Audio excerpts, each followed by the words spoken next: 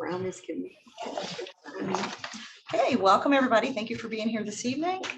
I call this meeting to order. Let's stand for the Pledge of Allegiance. I pledge allegiance to the flag of the United States of America and to the republic for which it stands, one nation, under God, indivisible, with liberty and justice for all. On the Texas flag, I pledge allegiance to thee, Texas, one state, under God, one and indivisible. Thank you. City Secretary, do we have a quorum? Yes, Mayor, all council members are present here today, and the notice of this meeting was posted on June 14th at 2 p.m. Okay, thank you. Okay, City Manager workshop. Honorable Mayor and Council, this is our second budget workshop. We will continue to have a few more despite the calendar not having them on there. There is a lot to be discussed.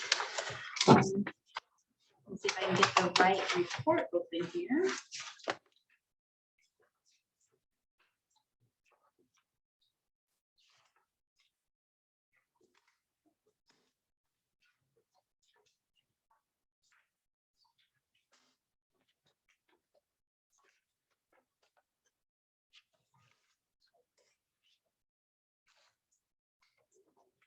There's many screens open.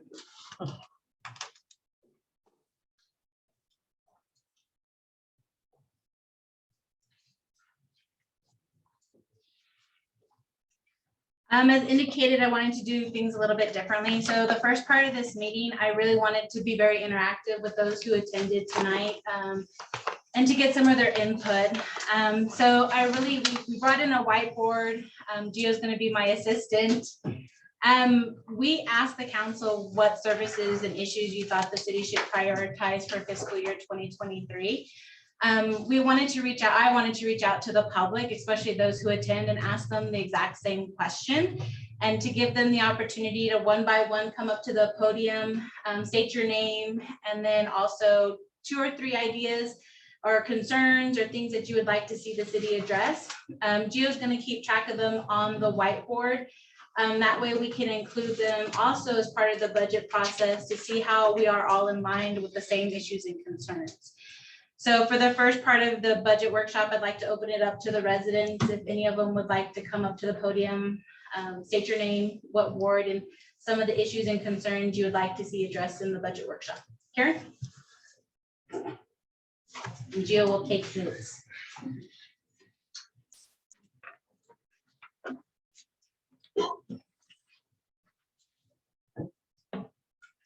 My name is Karen Cantrell. I live in Ward 1. And I was talking about this earlier. First off, let me just say streets. Okay. Secondly, I was talking earlier with some folks, and I would like to see some kind of committee formed to find out why we can't get business here. What do we need to do for them? What do they need to do to get here? And that their sole opportunity, that's their sole purpose, is just to find that out. Because we need business. I don't want this to turn into a little tacky tourist town, you know? So also, wastewater treatment plant's coming along. That's pretty good. It scares me that we're running low on water. But that's to be expected. Water is finite. Anyway, streets and the businesses, we just need, and then we need to support the businesses that are here. If they don't have a plan, let's find a way to help them make a plan. Thanks for listening. Thank you, Karen. Thank you. Anyone else? Someone's right behind you, Mr. Stevens.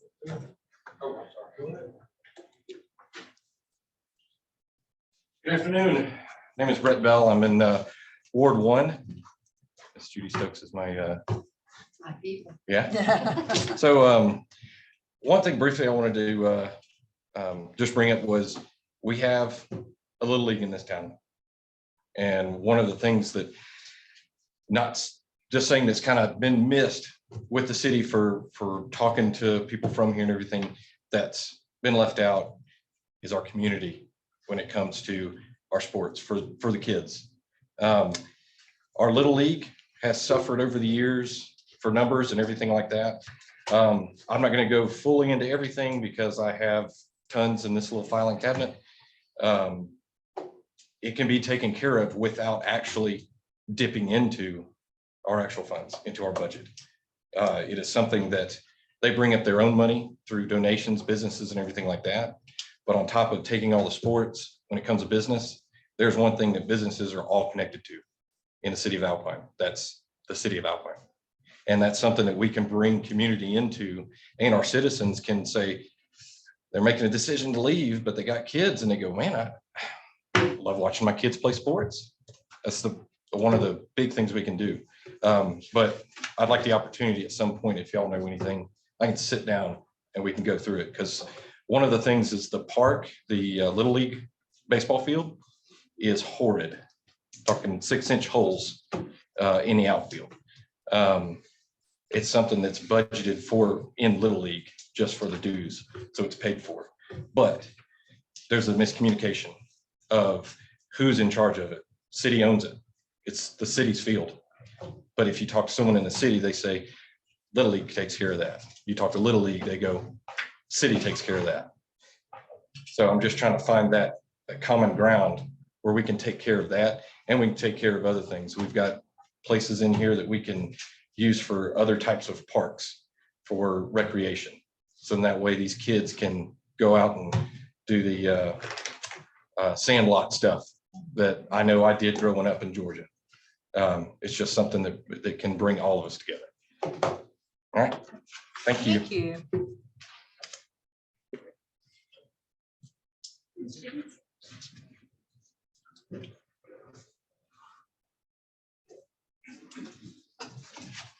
Rick Stevens, Ward 5.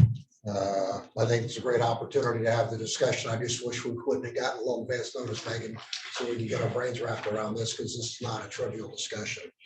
I'd like to echo Karen's comments and the individuals up here before, that certainly streets and wastewater and the underground infrastructure, that's the biggest concern in my view this city faces, because without those, we don't have a city. So again, streets, wastewater, and water infrastructure. I know in my time on council, that was one of the biggest concerns. That's why we set aside the reserve, which is the second element. I hope that the city will have a discussion about the strategy for reserve. I'll talk about that in terms of comments against 9.3 on the agenda. I'm also concerned about employee retention and training. We've not seen any data. But I know at the inflation rate at upwards of 8%, salaries are going to be an issue. And if we can't retain a population of employees, then we're really going to struggle. That's on what I will call all on the expense side. On the revenue side, I do worry about tax rates and increased debt. I don't think the city has a strategy yet to sort through that. But those are equal numbers, because as we look at all of us who live in the city of Alpine, I know we happen to own some property that property tax values went up a few percent to as high as 26% for a single piece of property. And it's going to create additional tax revenue for the city. That's the good news. The bad news is I know at the last meeting you're talking about an additional 3.5% on top of that, which is the maximum rate. So I think there's a lot of things to sort through. I do believe ultimately this is about the community we're trying to create that we want to live in. And so understanding how we can do things relative to the youth programs and little leagues and other, I think is important. I think the library is critically important. I just think in order to come up with a successful budget, there's going to need to be a lot more dialogue, because the fact is we already know there's not enough money, and it's going to come down to what are the priorities. And how do you get alignment about what those priorities are from a resident standpoint? Thank you. Thank you.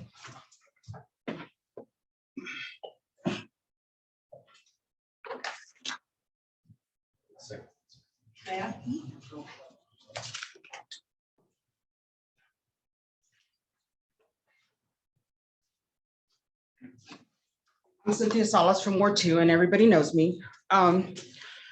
I echo what Karen says. We have to consider the businesses. We have to consider utilities. We have to consider property taxes. there's two businesses that are getting ready to close because they cannot afford to live in Alpine when their utilities are over $400 and their property taxes are over $3,000. So I think that, like Rick said, we don't have the money to even start to consider if we can add any more to the budget that we don't have already.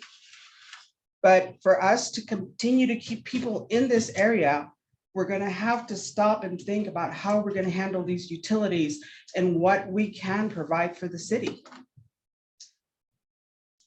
So I want you to please consider that because it's important. I mean, you guys pay the same bills I pay, you know, and so you know where we're coming from. But for us to start losing businesses, we need to also consider about how we're gonna bring more businesses in town, and we don't need $4 stores. You know, we need groceries, we need a department store, we need places that parents can buy school supplies and school clothes for their children. So all that needs to be considered. Thank you. Thank you. Is there anyone else that would like to make a comment? Can I make a comment? Sure can. We'll make two comments. One to Karen. I own a small business here in Alpine, and I have never been able to get into the high schools for their athletic awards. They shop with a company in Odessa called, called Got To Specialties. And I've spoken to every superintendent except the new one, Rachel, that we have. And to Brett's point, your Little League has never purchased awards from me, and I've been in business for 22 years. And you wonder about keeping small businesses in Alpine. Perhaps Alpine should support the small businesses that are here, which they don't do. And the internet is a big, big competitor for any small business in this community or any other community. Thank you. Yes.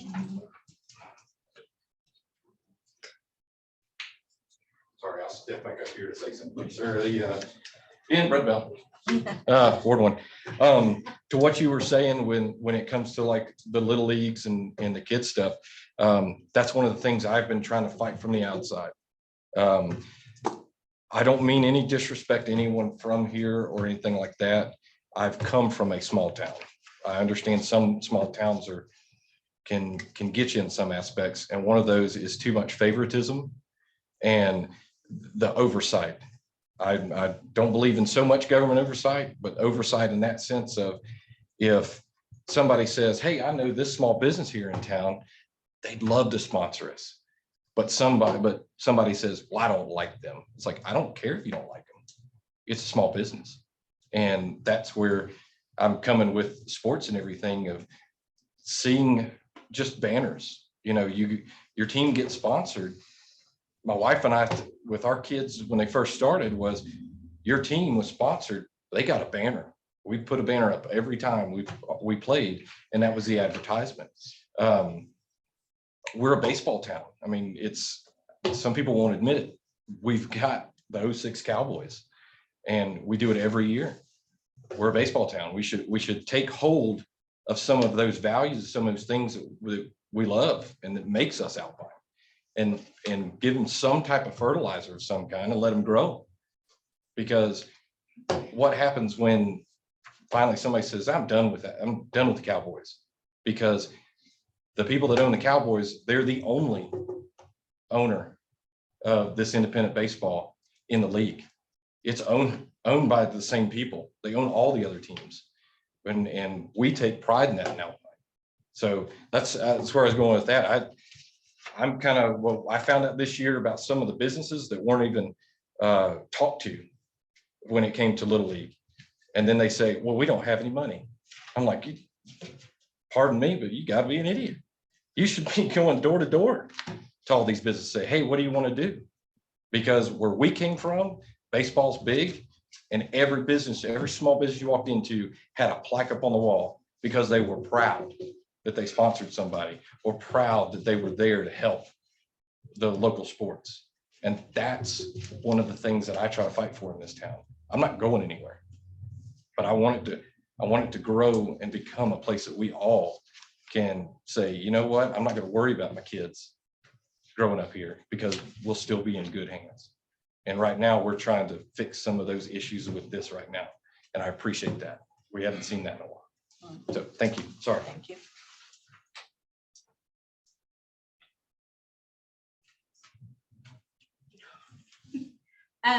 So if there's no more comments, we're gonna move on. This will come up again.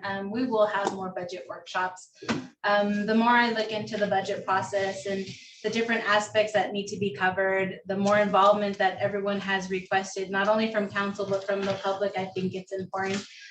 This was kind of a last minute put together. I attended a little training and thought, you know what, let me just jump into it head first, throw it out there. Those who attend get the opportunity. Especially to speak out on an important topic. It was very important last year as well.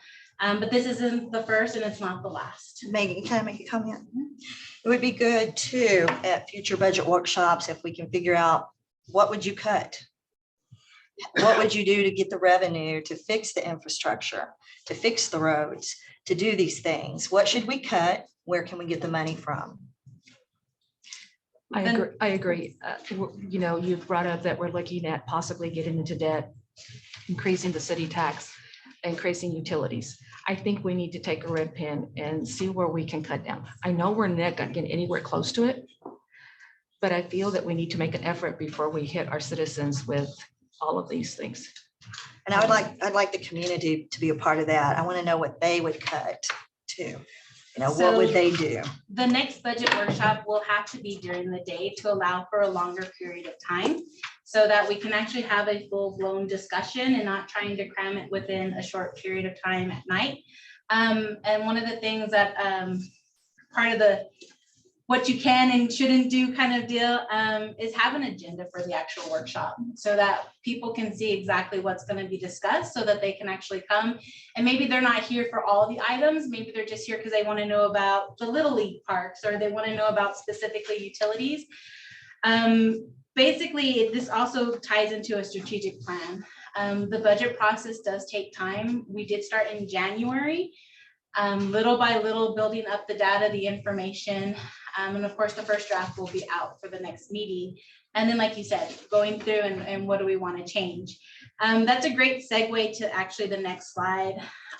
Just kind of the development principles and things that I've observed and understood from council. Utilizing a conservative property tax, sales tax, and fee revenue assumptions. Not necessarily not raising taxes, but not going the full throttle, not going out for as much as we can, but to take it back a little bit and see where we're at. We have a preliminary report from the appraisal district. Of course, the protests have been going on. I did send out an email to Denise to kind of say, you know, what if I took 20% off and tried to run with estimates for a tax rate based on that, and get some feedback from her based on the protests that they've encountered. The other big thing was limiting the department expenditure growth. We all try to do as much with what we have, but it's also understanding that we can limit the growth, but the cost isn't really limited. The costs are increasing. Mr. Stevens has brought it up with inflation. Things are more expensive. So whereas we budgeted 100,000 this year, next year it may cost us 200,000, depending on what projects. But that's something we had talked about also with the departments for the priorities and goals. What did they want to accomplish and how did it tie back in with the council? Review staffing increase requests. Staffing is a problem across the country. It's not just Alpine. It's not just Texas. This is an issue that kind of intrigues me because unemployment's down, but we have open positions. It's hard to fill them. We do have criteria and we do have expectations. You know, we want them to have a little knowledge if we're going to hire them for certain departments or certain positions. So reviewing the staffing and what the departments need. The big increase would come out of our general fund with the street department. If we took the paving back in-house, which has been discussed, that would be an increase. We can't hire someone to pay that $13.50 an hour and expect them to be able to operate the necessary equipment. So one of the budget items that we'd be discussing is reviewing those staffing. Pretty much every department wants more employees. Currently, the city does have several open positions, and we are losing them to other higher paying jobs. Not necessarily a job that may be better suited for the individual, but they see that, oh, well, I'm making $13.50, I could make 15 or 17 an hour. We have a higher retirement age group. We have employees who are retiring this year. We have employees who are Border Patrol spouses. Their spouses are being transferred to other, states. So they are leaving. We would love to force them to stay because we don't want to lose good help. But unfortunately, these life events happen, and we always encourage them to do better for their families. If they're going to make 17 an hour, 19 an hour, we're going to encourage that. We don't want to keep them here because we know we can't afford to pay them that difference. And then to ensure that the budget is aligned with priorities. Based on not only what we just heard from the audience, but from what council has said, streets is a big one. Our utilities are a big one. And so we want to see those areas of the budget impacted. We want to see an increase. We want to see a plan. We want to see, okay, if we're going to pave, are we going to contract it out? If we're going to look at utilities, what are we going to do?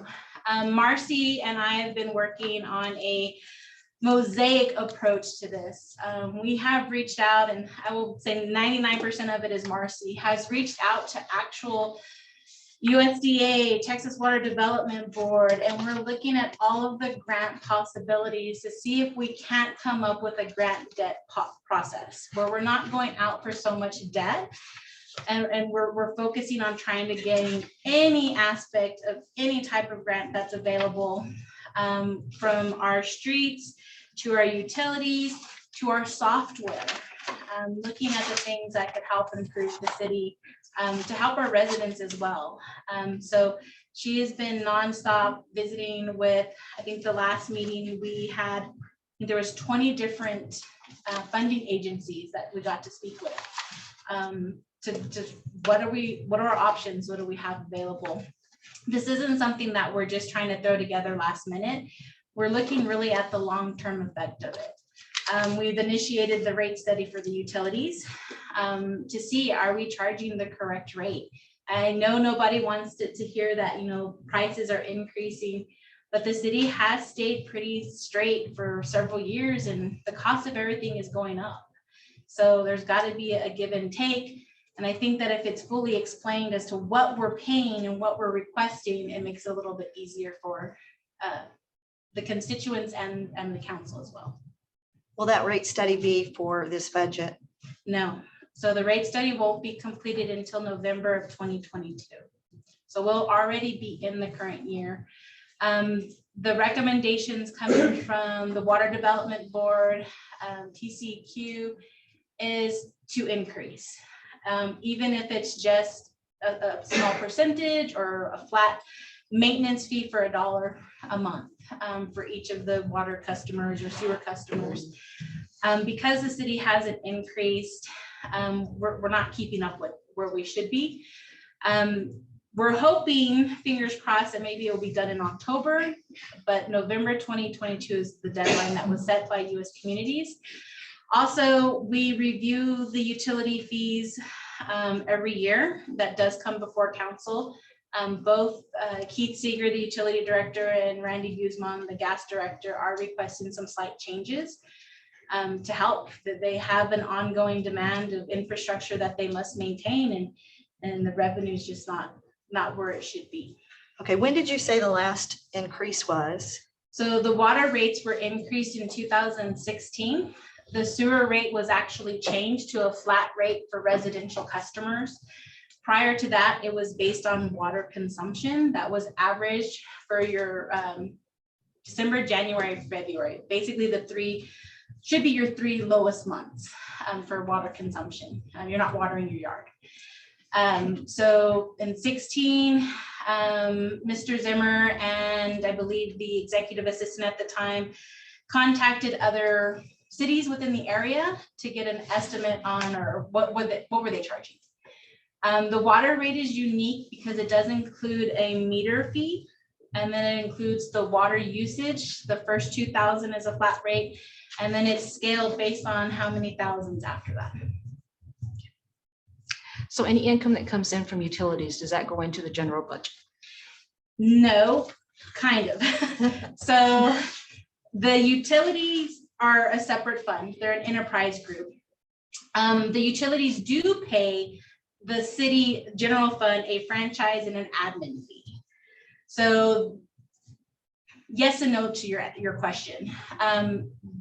Council passed in, I believe, 2014, an administrative fee of 5%, no, 8%, and a franchise fee of 5%. So then anything above that stays within the department? Everything else goes in. And those are specifically, so the franchise fee is based off of all the revenue collected and it's done monthly. You'll see it as an income on the general fund side under administrative, and you'll see it as an expense under water, sewer, sanitation, gas, airport, does an administrative fee. So every month based on the revenue, the percentage is then sent to the general fund, and on the administration side, it's actually a percent of the expenses that are budgeted. So when we look at the budget, it's an odd number because every time we change anything within the side, expense side, we have to also change that. So we created a formula that when we make changes, it will reflect that difference. So it's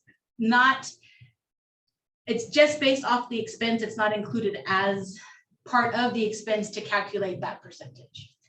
So when we budget an amount for the, say for the water department,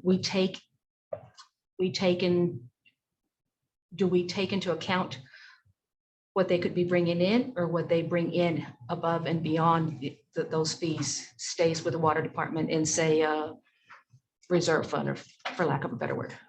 So no, we don't actually take into account anything extra for reserve.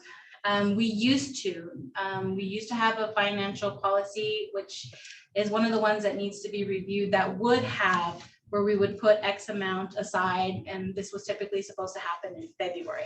The admin and franchise fees are solely based off what was budgeted and the actual income that comes in.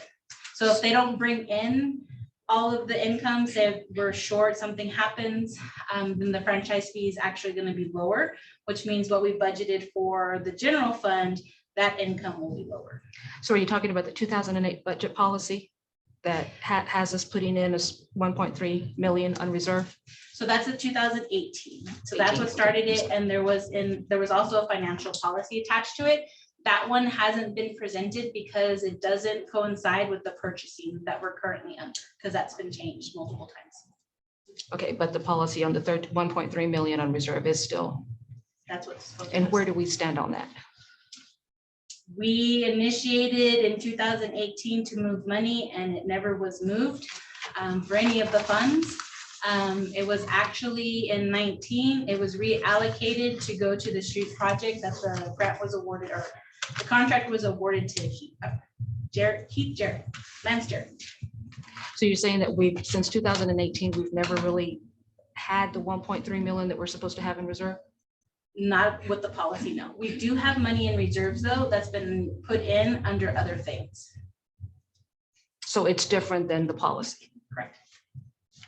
We were supposed to build up in addition to. So what do we have in reserve? Off the top of my head, we have about this is all of them though. So this is airport, this is hotel, this is capital improvements for the street department, this is water, this is fire, and this is the creek improvements. We have about 1.6 million. And is that money already allocated to go somewhere else? Most of it is yes. The only portion that currently isn't allocated and we haven't received it yet, would be the second part of the ARPA funds. So where do we stand on the amount that we need to have for operating expenses for emergencies? For emergencies, we're currently with our unrestricted fund balances. We currently have about 182 days that we're covered, as if the money stopped today, nothing else came in.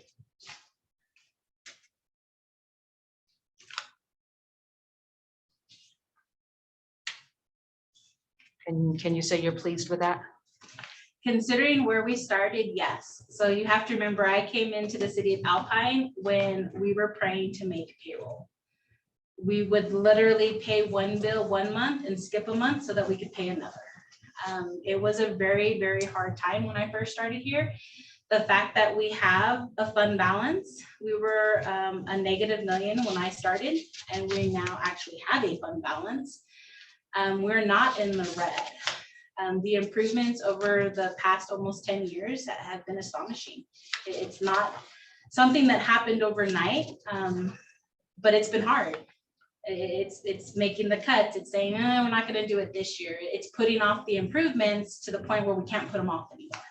That's what's got us. Are we planning on using any of that reserve for next year's budget? As of right now, I plan to propose a budget without using it. There are parts of it though, the reserves that we have that are dedicated to specific projects. So for example, this year, part of that money coming out of the capital improvements is to cover the contract with Jared, to pay for the paving that he's been doing. So some of it's because it's already been allocated for those specific types of projects, the money will be used. As far as the fund balance, we're hoping not to. Have we The used any- unrestricted, I'm the sorry. unrestricted, have we used any of the unrestricted this year? Not yet, no. Do you foresee us having to use it? I'm hoping not. With everything, the way it's been costing, I know Eddie is trying to get the material. We do have a secure contract with that. But our big expenses are gonna come out now.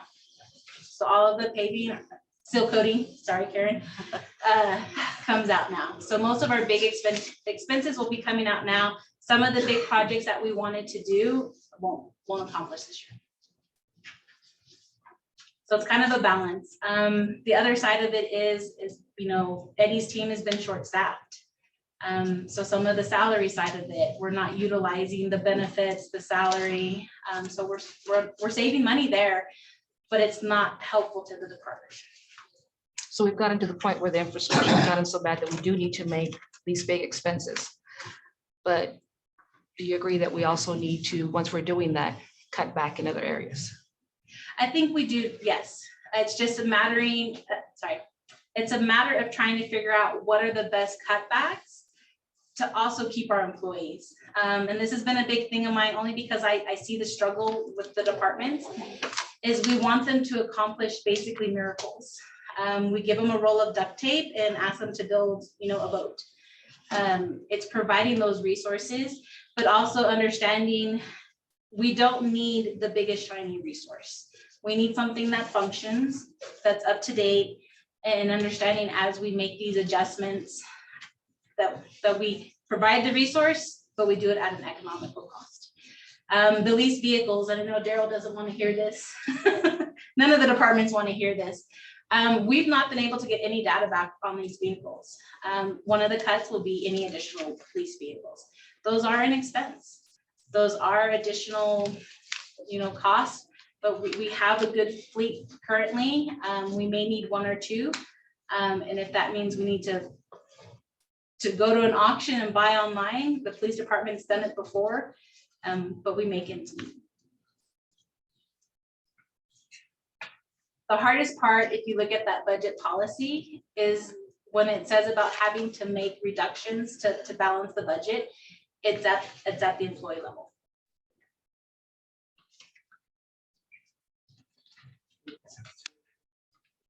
And that's the one thing I know everyone is struggling with. And I said, we are not alone in this. I mean, every business, I've seen hoteliers working their front desk because they don't have people to staff. Everyone, so Ross struggles. They constantly have an open list of. And that's what scares me. I don't want to see us giving our employees a 5% raise and yet taxes and utilities are going up. Basically, we're taking it right back. It's going to be a hard struggle, but I think as we meet more and we discuss more and we get more input, I think there are solutions. The city has done really well with tucking money aside. We've tucked money aside for the holiday and lift station. We've tucked money aside for the generators. We've tucked money aside for the improvements with the wastewater treatment plant. So we've put the money aside Now it's ensuring that when we spend it, we get the best return on value for it. We don't just spend it, we actually do the research and we find out, is this the best cost? Is there a grant option that we can use this as a match and then we get more for our money? We really are looking at every angle. Well, I do want to thank you for opening it up to the public. I do want to see it kept up, especially with the budget process. And I do realize why it was put in, trying to keep the meetings to keep going from midnight and all that. But I do want to see us keep it. We can try to control what it is and ask the audience to keep it short. But I do hope that you plan on keeping that open to the public. Oh, definitely. Well, the next couple slides were just kind of to go over some of our big increases in cost. So the side that people don't want to hear. So I looked at the overall budget based on the information from departments before plugging in all these numbers and what priorities and things we're looking at. Just off the top, the things that we don't have as much control over, and I broke it down by fund. So the general fund, the cost drivers for this upcoming year are going to be the infrastructure for streets, our staffing, cost of material, our insurance for property and medical is estimated to go up. This is across the board. It's not changing. Workman's comp has gone up. Our obligated matching grant funds, and then our contracted services. So these are things right off the bat that really aren't controllable expenses. It's things that we have to have in the budget. On the enterprise fund, this is our water, wastewater, sanitation. It's along the same lines. It's the infrastructure, the cost of material, staffing, the insurance, workman's comp, and then the contracted services. On our contracted services, can we not try to limit some of that by them being on contract and not hourly? So when I say contracted services, I'm talking about the big contracts that were approved. This is your ambulance service. This is your sanitation collection. The ones that we have that are hourly or like per service, we don't have as many of those. We've been working on putting together kind of every contract we currently have, when it expires, what's the value, when do we need to bring it back before council, when do we have a discussion, checkpoints for it, spreadsheet. Most of our regular hourly ones, we currently have 2. And one of them hopefully will be terminated soon based on the decision council makes tonight for the building official. So we're really good there. It's the bigger contracts that we have. And then the airport, poor Aiden.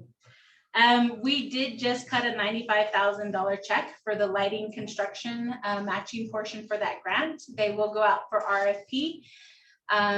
We do have an August deadline to award that contract. TxDOT is beyond wonderful in a situation like this because they handle it all the notifications, all of the meetings.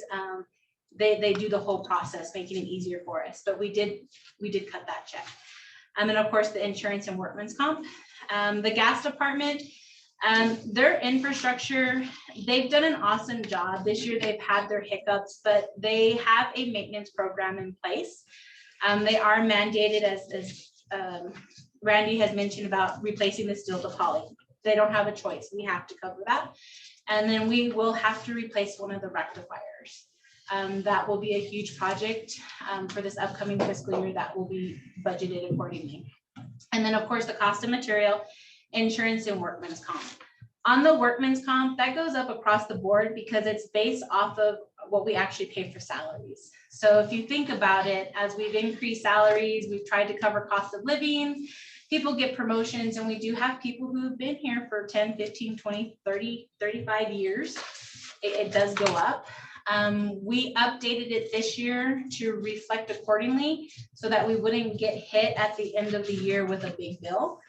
We wanted to update it so that it got spread out and then that we could plan accordingly for the next year. I didn't include the hot fund.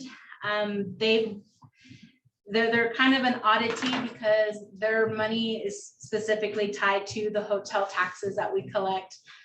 They are in line with what we projected them to bring in this year. They may actually come in a little over. And that does include a portion of the fund balance that was allocated by council last year to cover the remodel. There actually may not touch that fund balance. Chris and Heather do an awesome job enticing people to come in, but we are kind of leery right now with the raise in fuel prices. We don't know if people are going to be out there traveling as much. I know in Arizona, a friend of mine paid $6.99 a gallon. That's a hit to your budget. So we want to encourage them to come out here, but at the same time, the cost of gas is going to affect it. We are looking forward to Viva Big Bend. That's the end of July. We hope it gets sold out. That's hot fun. So they're really in line with what they're doing. I'm not as worried about them as I have been in the past. Ooh, them and the gas always do good. The gas is very lucky because they have no debt. But that is the shortest one. But as I mentioned, and it will be more open to the public as far as notifications. This one was just one of those, I wanted to get it started, throw it out there. We will have additional, they will have agendas and some more information. I am putting together a list of the tax rates from the prior years, what was proposed, what was collected, so you can start seeing the trends on that. And of course, a breakdown of all of the salaries by position, so you can see where the different departments are coming. It's a lot, and we want to make sure we do take the time and we revisit everything as much as possible. I'm sorry. On those dates that we already have set for the budget workshops, even if it's, weeks ahead, could we post them on the city website so that people are aware with plenty of time? Yes, so what I would like to do is at the July 5th meeting, provide an updated calendar to include additional workshops. I do understand that they will have to be outside of a Tuesday. We may have them on Wednesdays and Thursdays, no Fridays.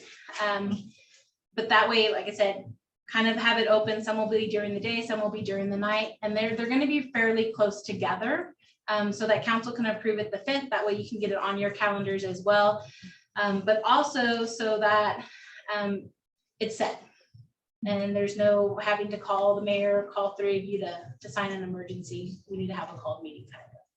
Thank you. Yes, thank you. And you'll get actual budget workbooks. That was done in the past. It's a little different when you're kind of doing both sides.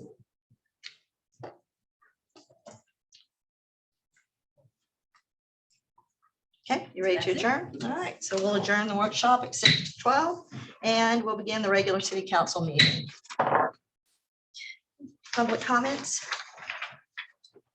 First up, we have Mr. Grant Rogers.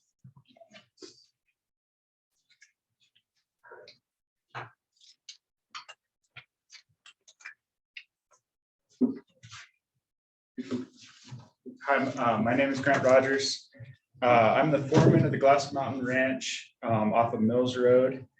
And my comment is about the utility billing.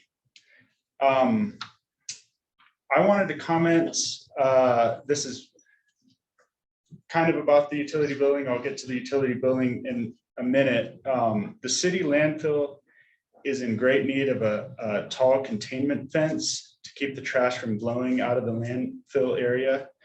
The fence needs to be engineered to the right height and orientation based on the wind, the prevailing wind, because there is trash blowing quarter mile in every direction away from the into the surrounding pasture. And the uncontrolled trash, it's a major eyesore. It's an environmental hazard, and it's definitely a hazard to the livestock that graze the area. If, in case you're not aware, I personally have experience with cattle cattle get attracted to chewing on trash, and especially plastic bags, and it'll end up lining their rumen, and they're not able to absorb nutrients, and so they'll basically die of starvation just from eating a plastic bag. So it's a major hazard. And on that note, if the plastic grocery bags are really the root of the issue, and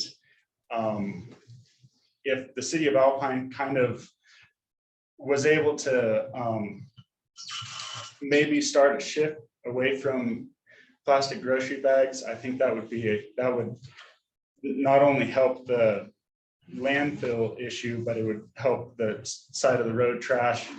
I mean, this area has a lot of wind, and these bags fly for miles.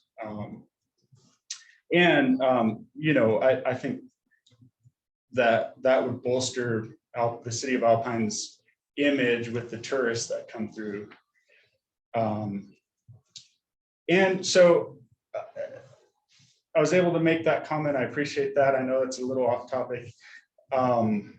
As far as the actual utility billing, I'm in charge of the keeping up the sanitation permit for the ranch. And I think it would be helpful if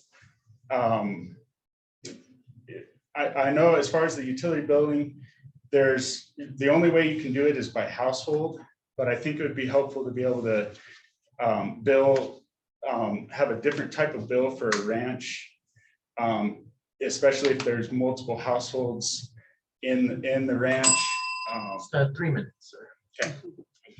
Thank you. Thank you. Thank you. Okay, City Secretary, any others? Mr. Rick Stevens. Okay.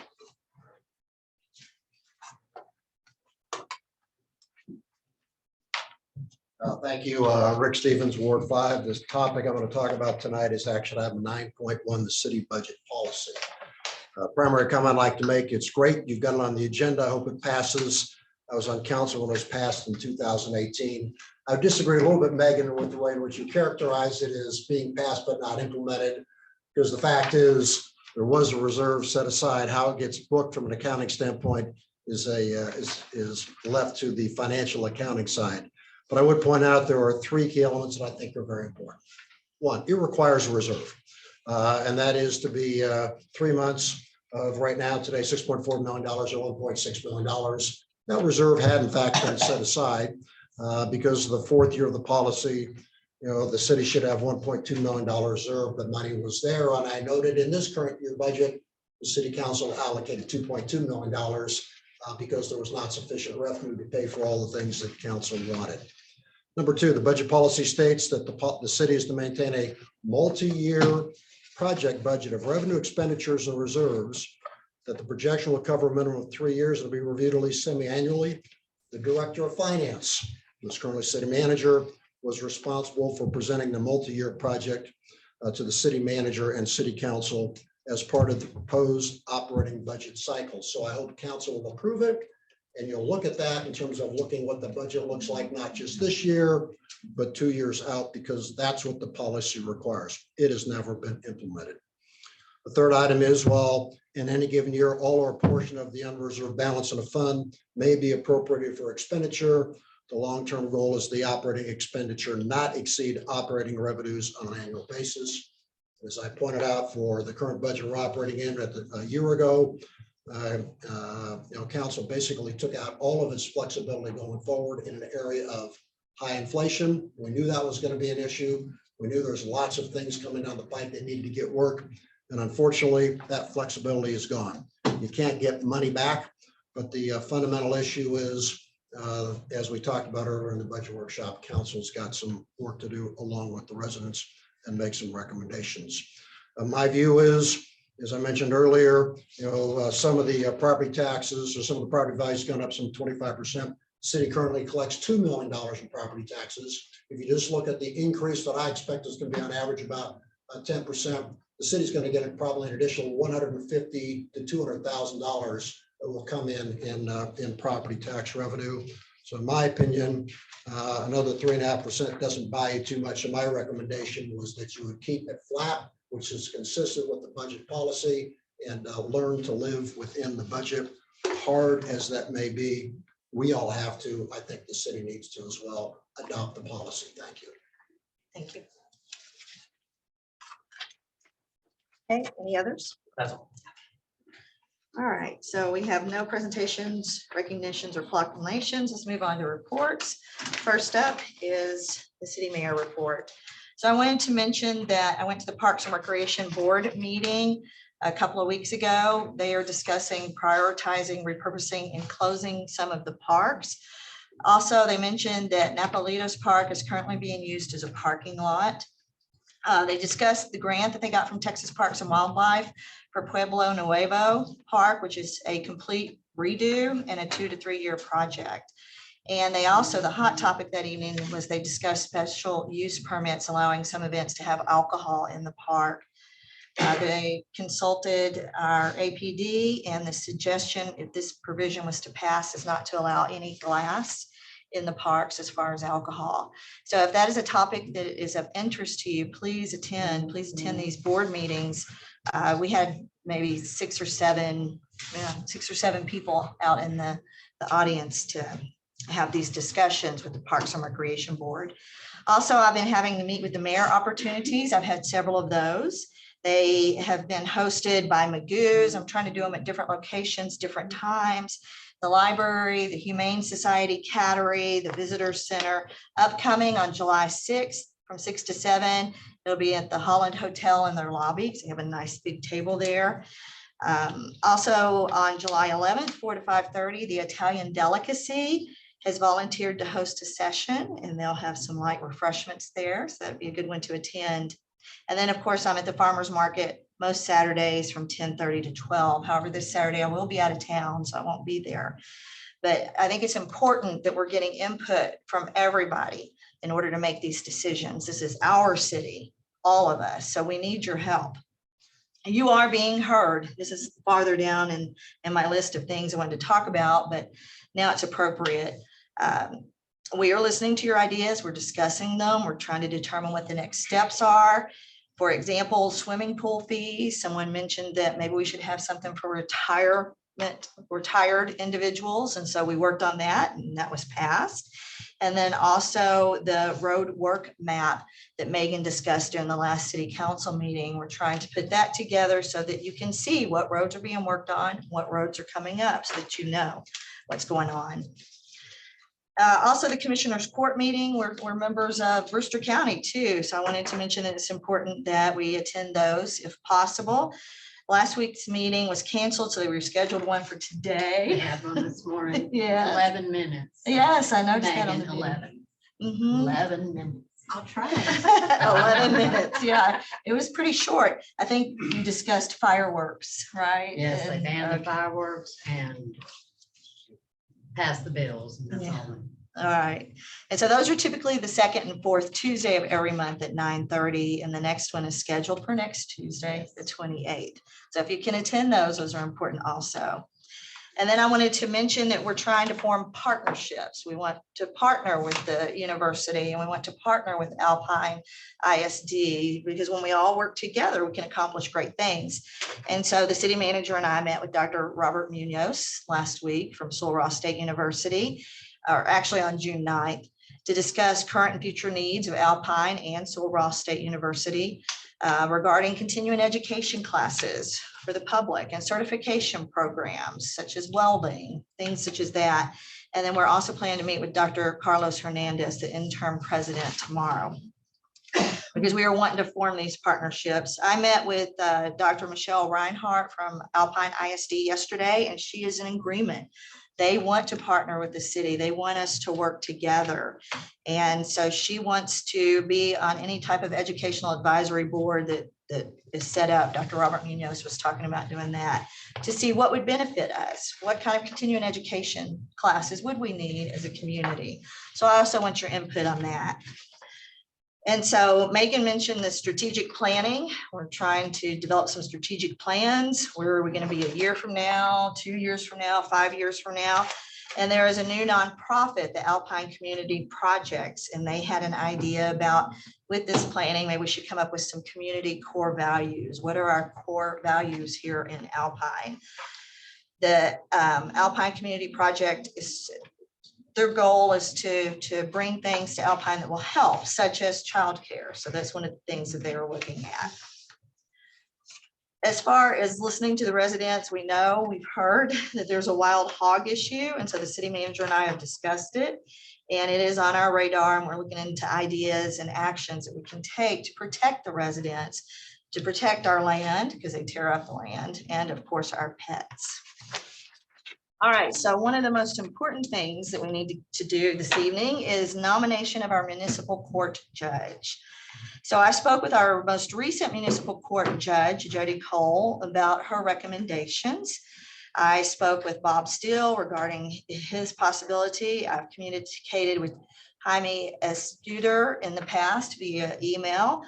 And my platform as a mayor was inclusion. So we need everybody to be involved in the decision. So the city staff, we surveyed the city staff, especially those who are going to work in close contact with the municipal court judge.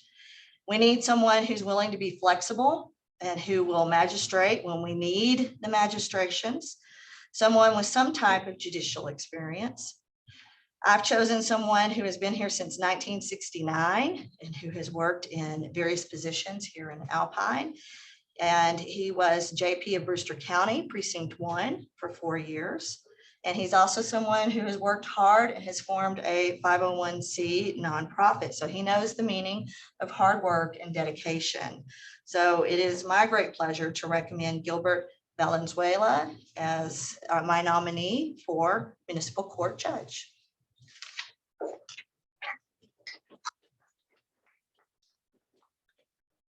Okay. So council is aware it is an action item. The mayor does make the nomination and council does have to approve it. So it is an action item for later on in the meeting. All right, so city attorney.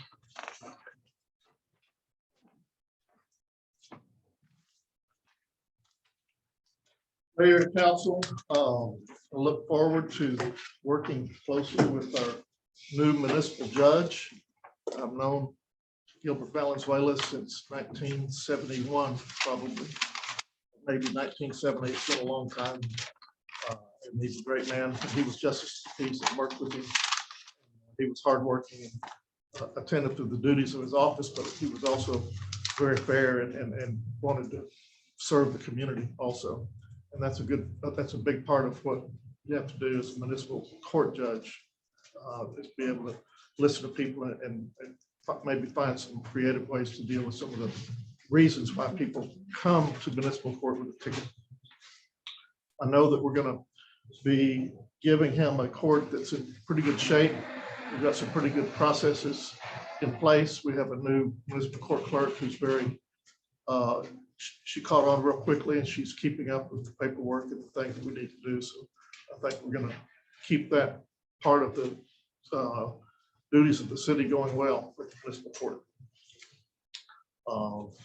In annexation, I followed up on one matter that had been raised to him by Megan on annexation, and the city has to follow the new laws imposed on us by the legislature. And if people want to be annexed, we welcome them in. But if they don't want to be annexed, we have to accept that and just go on. So I've worked with some property owners on that issue.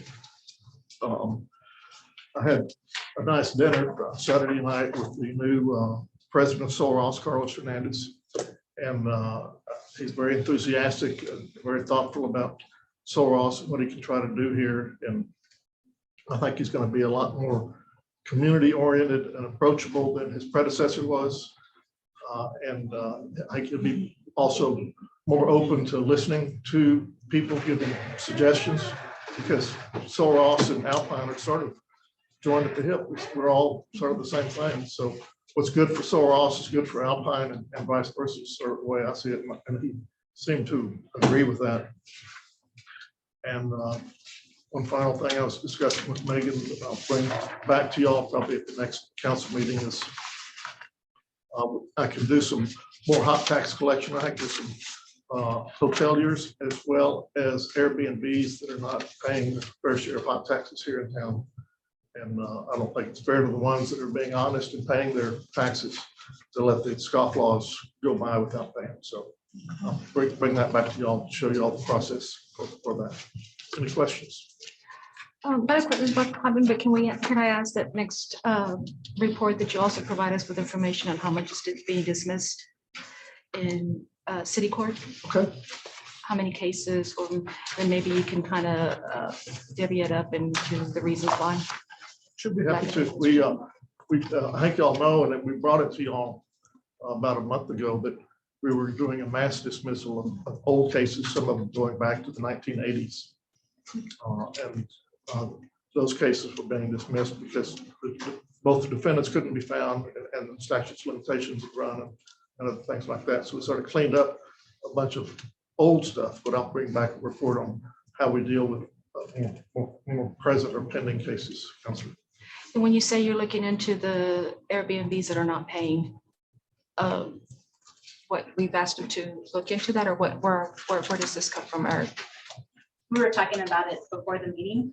We do have some hotels that aren't paying. So you'll be, I guess, looking through the internet and see who's listed and who's not paying? Well, well, I'll come back and give you all information, and so y'all can give me some marching orders if you want. Because I think that's wonderful. I do know that there's quite a few out there that aren't. There's some good tools in the toolbox to be able to force some of these people to pay. To find who has not paid. Yeah. I know for the bigger hotels, at one point, the state allowed cities to put liens on their properties. We can put liens on their property, but we can, if we put a lien on the property, they can't sell the hotel and get rid of the lien. The lien goes with the property. The new owner has to pay the unpaid taxes to get title. And then finally, if they haven't paid, I can get a district judge to enter an order shutting the business down. The business stays closed until they pay. And that's a pretty big hammer if you're operating a hotel. Does that go to like for Airbnbs? Yes.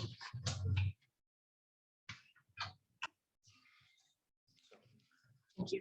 Okay, thank you. City manager.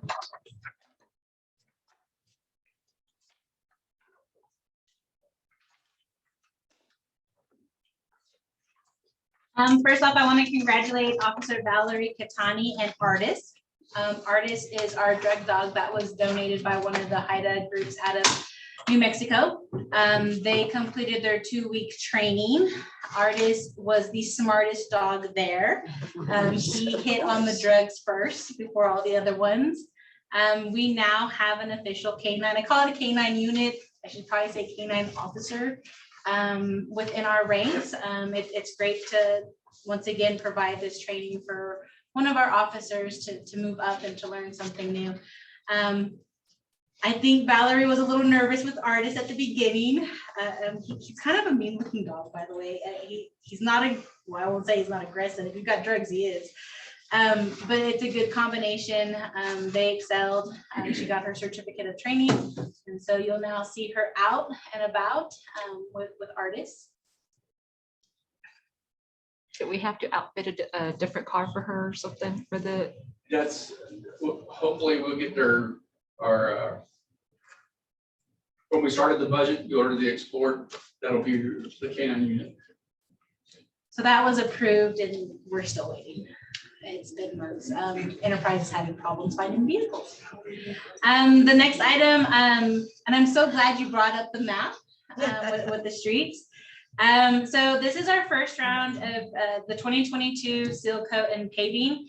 If you have not been out on Ward 2 on the southwest side of town, they are cleaning up the streets to begin that seal coating.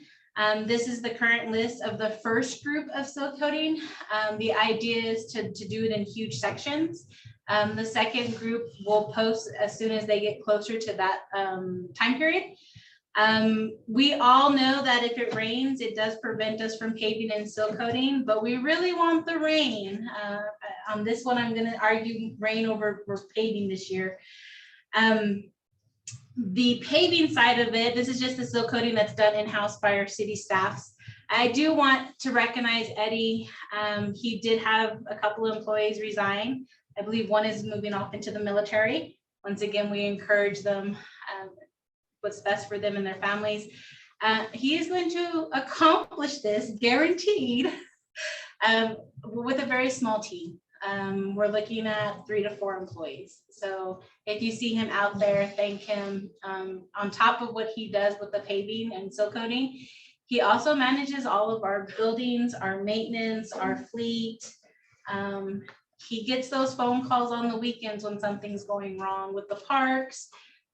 He's our 35+ year employee who's been dedicated.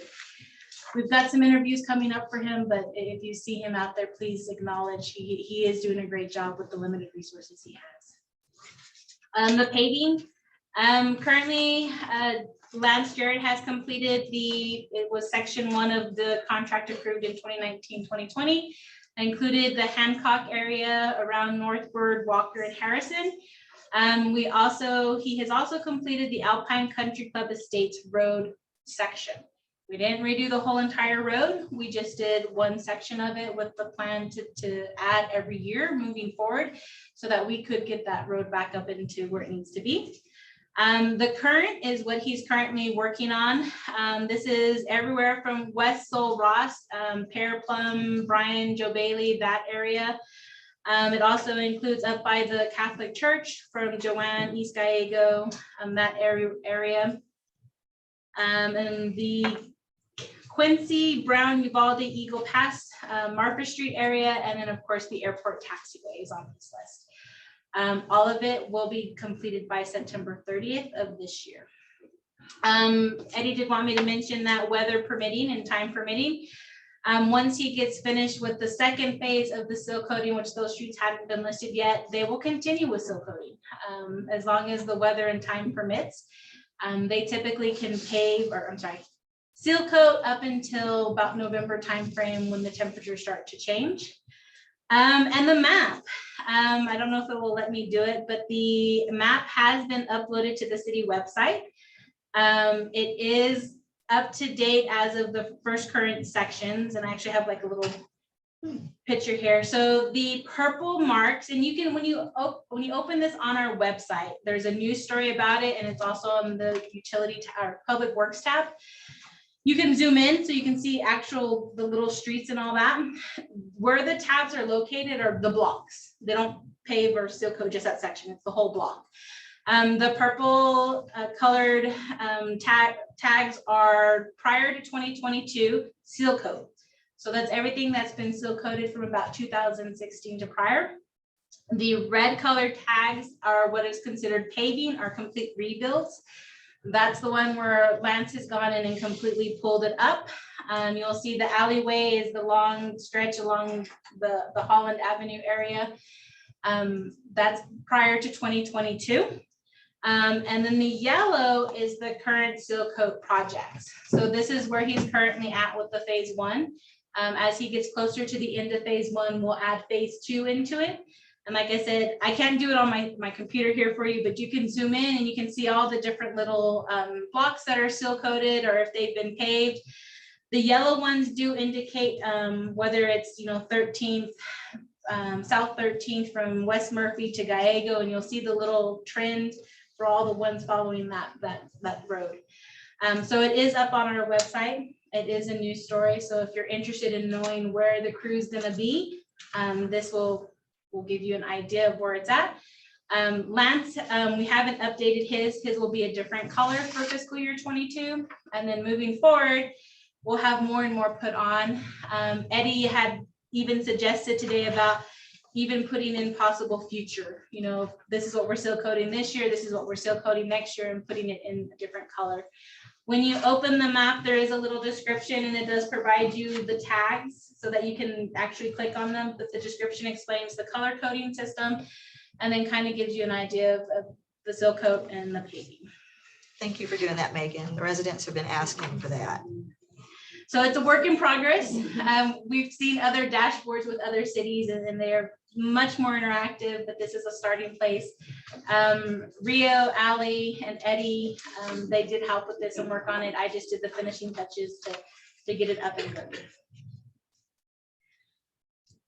The next item We did make it very public today, and we've sent out notices to all of the media outlets within our area.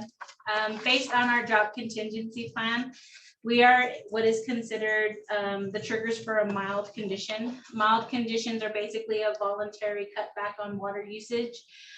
What determines a mild condition are two items. Water demand reaches 90% of the firm production capacity. So for the past several weeks, the water department has been monitoring the demand. The water is being used. I know that we'll get the complaints about the high water bills, but water is being pulled out at 90% from our wells on a regular basis. Over this past weekend, keeping the storage tanks at a level that is comfortable, that you can go to bed at night, did not happen.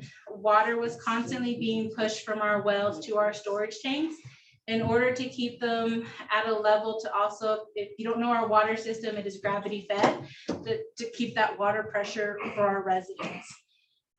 So this has been an ongoing concern. It's been monitored. We just really did reach the triggers to call in our drought contingency plan. The second item to call in the plan is the disruption due to equipment or distribution system failure that would limit the capacity of water. We do have a well, I believe 2 wells, Keith, if I'm wrong, that are down. We have contacted Skinner, who basically knows our wells like the back of their hands. They put them in, they know everything about them, trying to get them up and running. We have pump issues, just getting the equipment, getting things ordered, getting the wiring and everything to get them back up.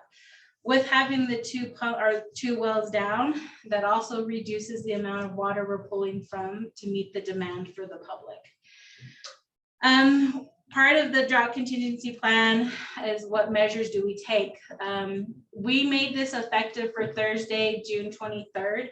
The reason we waited the couple days is because we wanted to ensure that as much information got out to the public. We are required to inform them via local media, basically what happened, why we're doing it. This is all voluntary. We're not at that stage where we're literally like, no, you're done. We're asking people to step back and to reduce their water usage, whether it's filling up above ground pools, whether it's watering.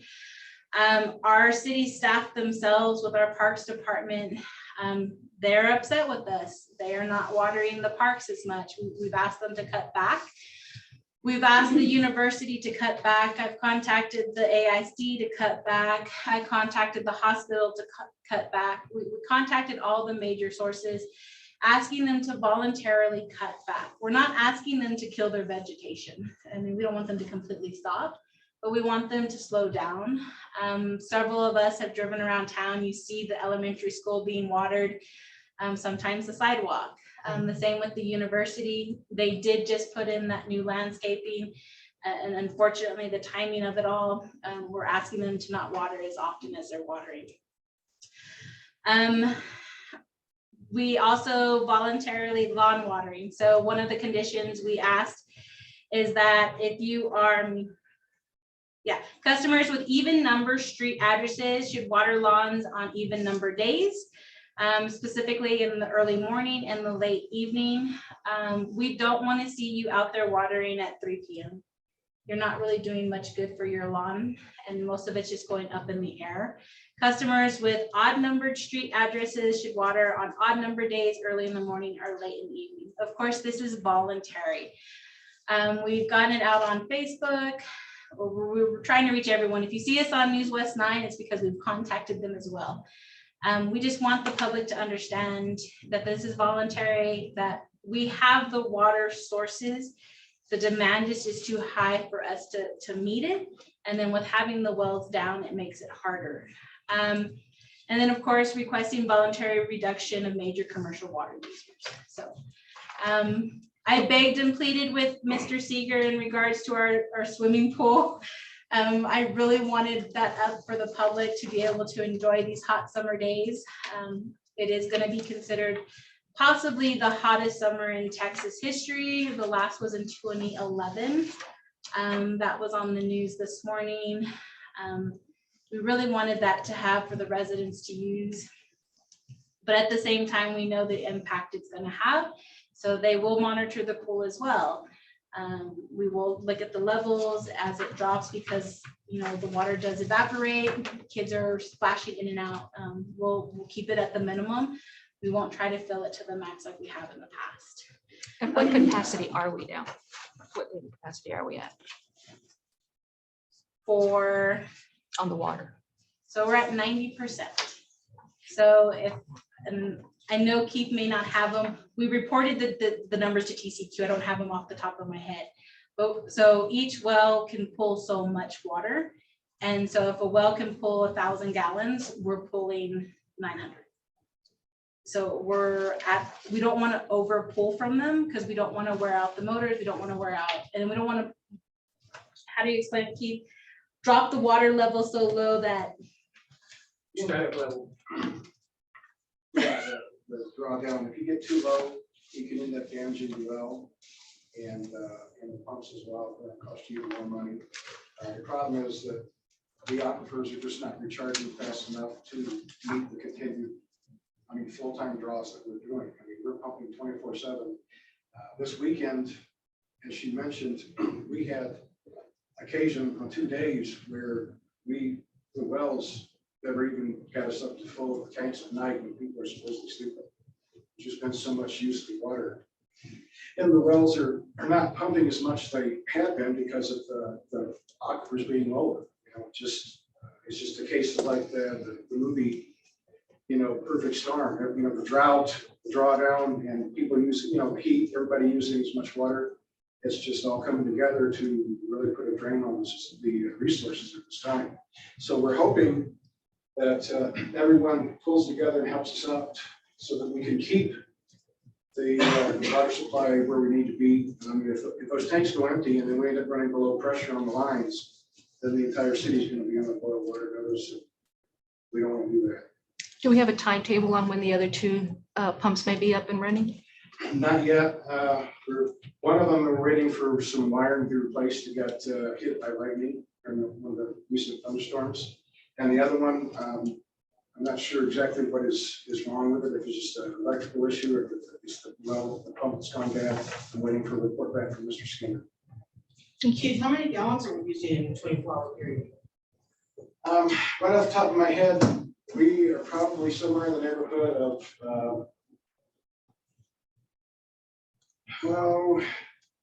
900,000. Within 24 hours. Yeah, it's a lot. Just people, I get it. People are going to, it's the spring, summertime, and all the lawns, and they want pools, and the kids have to play, and I get it. But right now, just with the drought conditions, the aquifers dropping, we're just in bad shape. They need help. You just need to decide if you want a cup of grass in the future or a cup of water. I don't want it, I don't cut it. I don't worry. So the city will continue to monitor the water demand. We're hoping that as people cut back, it just gives the storage tanks and some time to rebuild. If they do worsen, we will move to the next level of our conservation plan. At some point, we may have to include mandatory water rationing. It does need to be noted that TCQ did send out a notice to all of the water utility companies, whether it's a city local owned one or if it's a MUD, indicating you may have to go to your drought contingency plan and things to do to notify the public. We did pull down some information from the Texas Water Development Board to provide to customers moving forward on ways you can save and conserve water. It's amazing. The littlest things waste the most water. So we're trying to get it out there, turn the water off when you brush your teeth. It's the little things. I know a lot of us wash dishes and we leave it on the whole time we're washing. I'm guilty of it. It's cutting back on stuff like that. We will keep the council and the public updated as we move forward. Would like to run at this direction for the next 3 to 4 weeks. Pray for rain. Hopefully it will come. We get these little storms here and there. At this point, every drop does help. The next item was the finances, You'll notice that when you look at the general fund, our revenue is actually about 20%, 22% higher than our expenses. And like I had mentioned earlier, a lot of our big expensive comes with paving, and that will be coming out over the next couple months. That's buying all of our road material, and that's the contract with Lancer and paying those payments.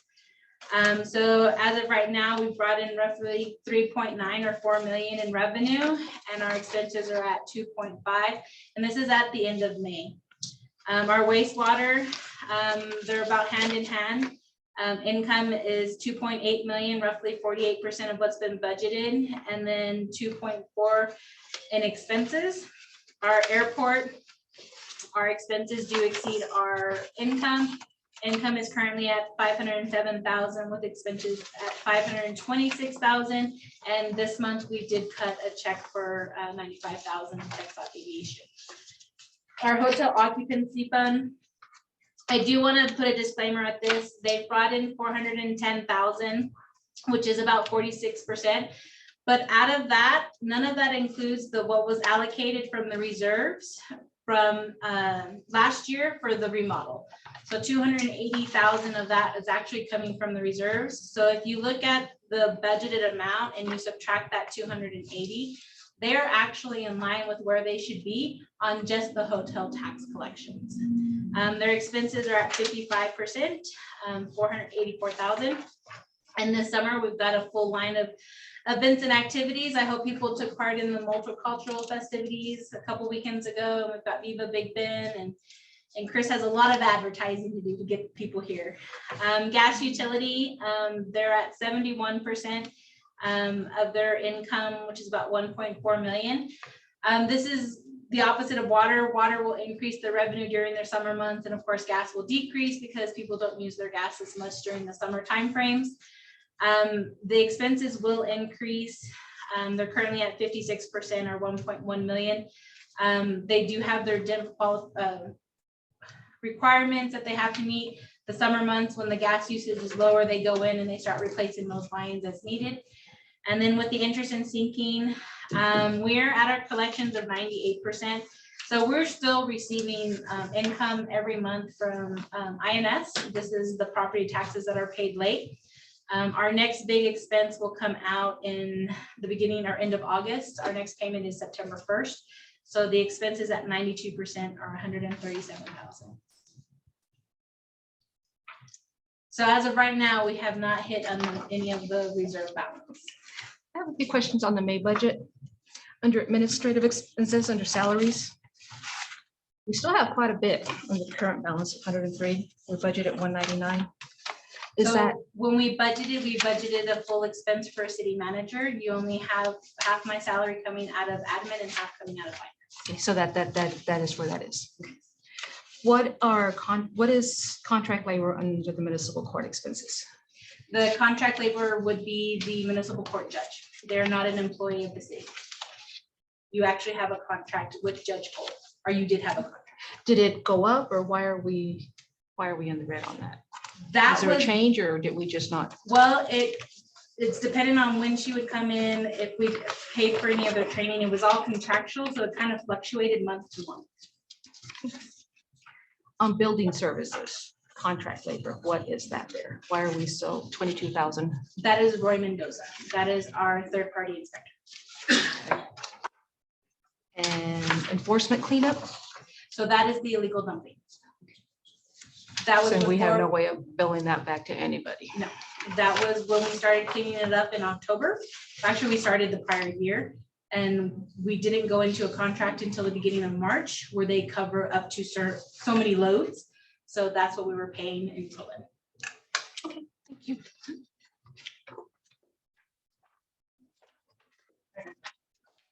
I know this is out of order. The name of the date that's up there is not what was posted on for all of us. Wow.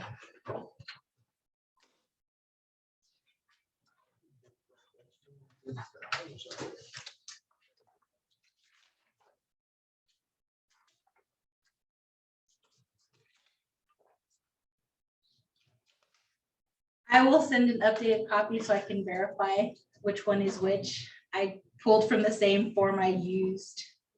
I don't know why it would have been, unless I didn't hit save. What's in the packet would be the most up to date. What's in the packet is most up to date. Before this posts to the website, I'll make sure it's updated. Okay, The website has the correct. Well, the. yes. Yeah. Okay, let's move on to city staff updates. Daryl?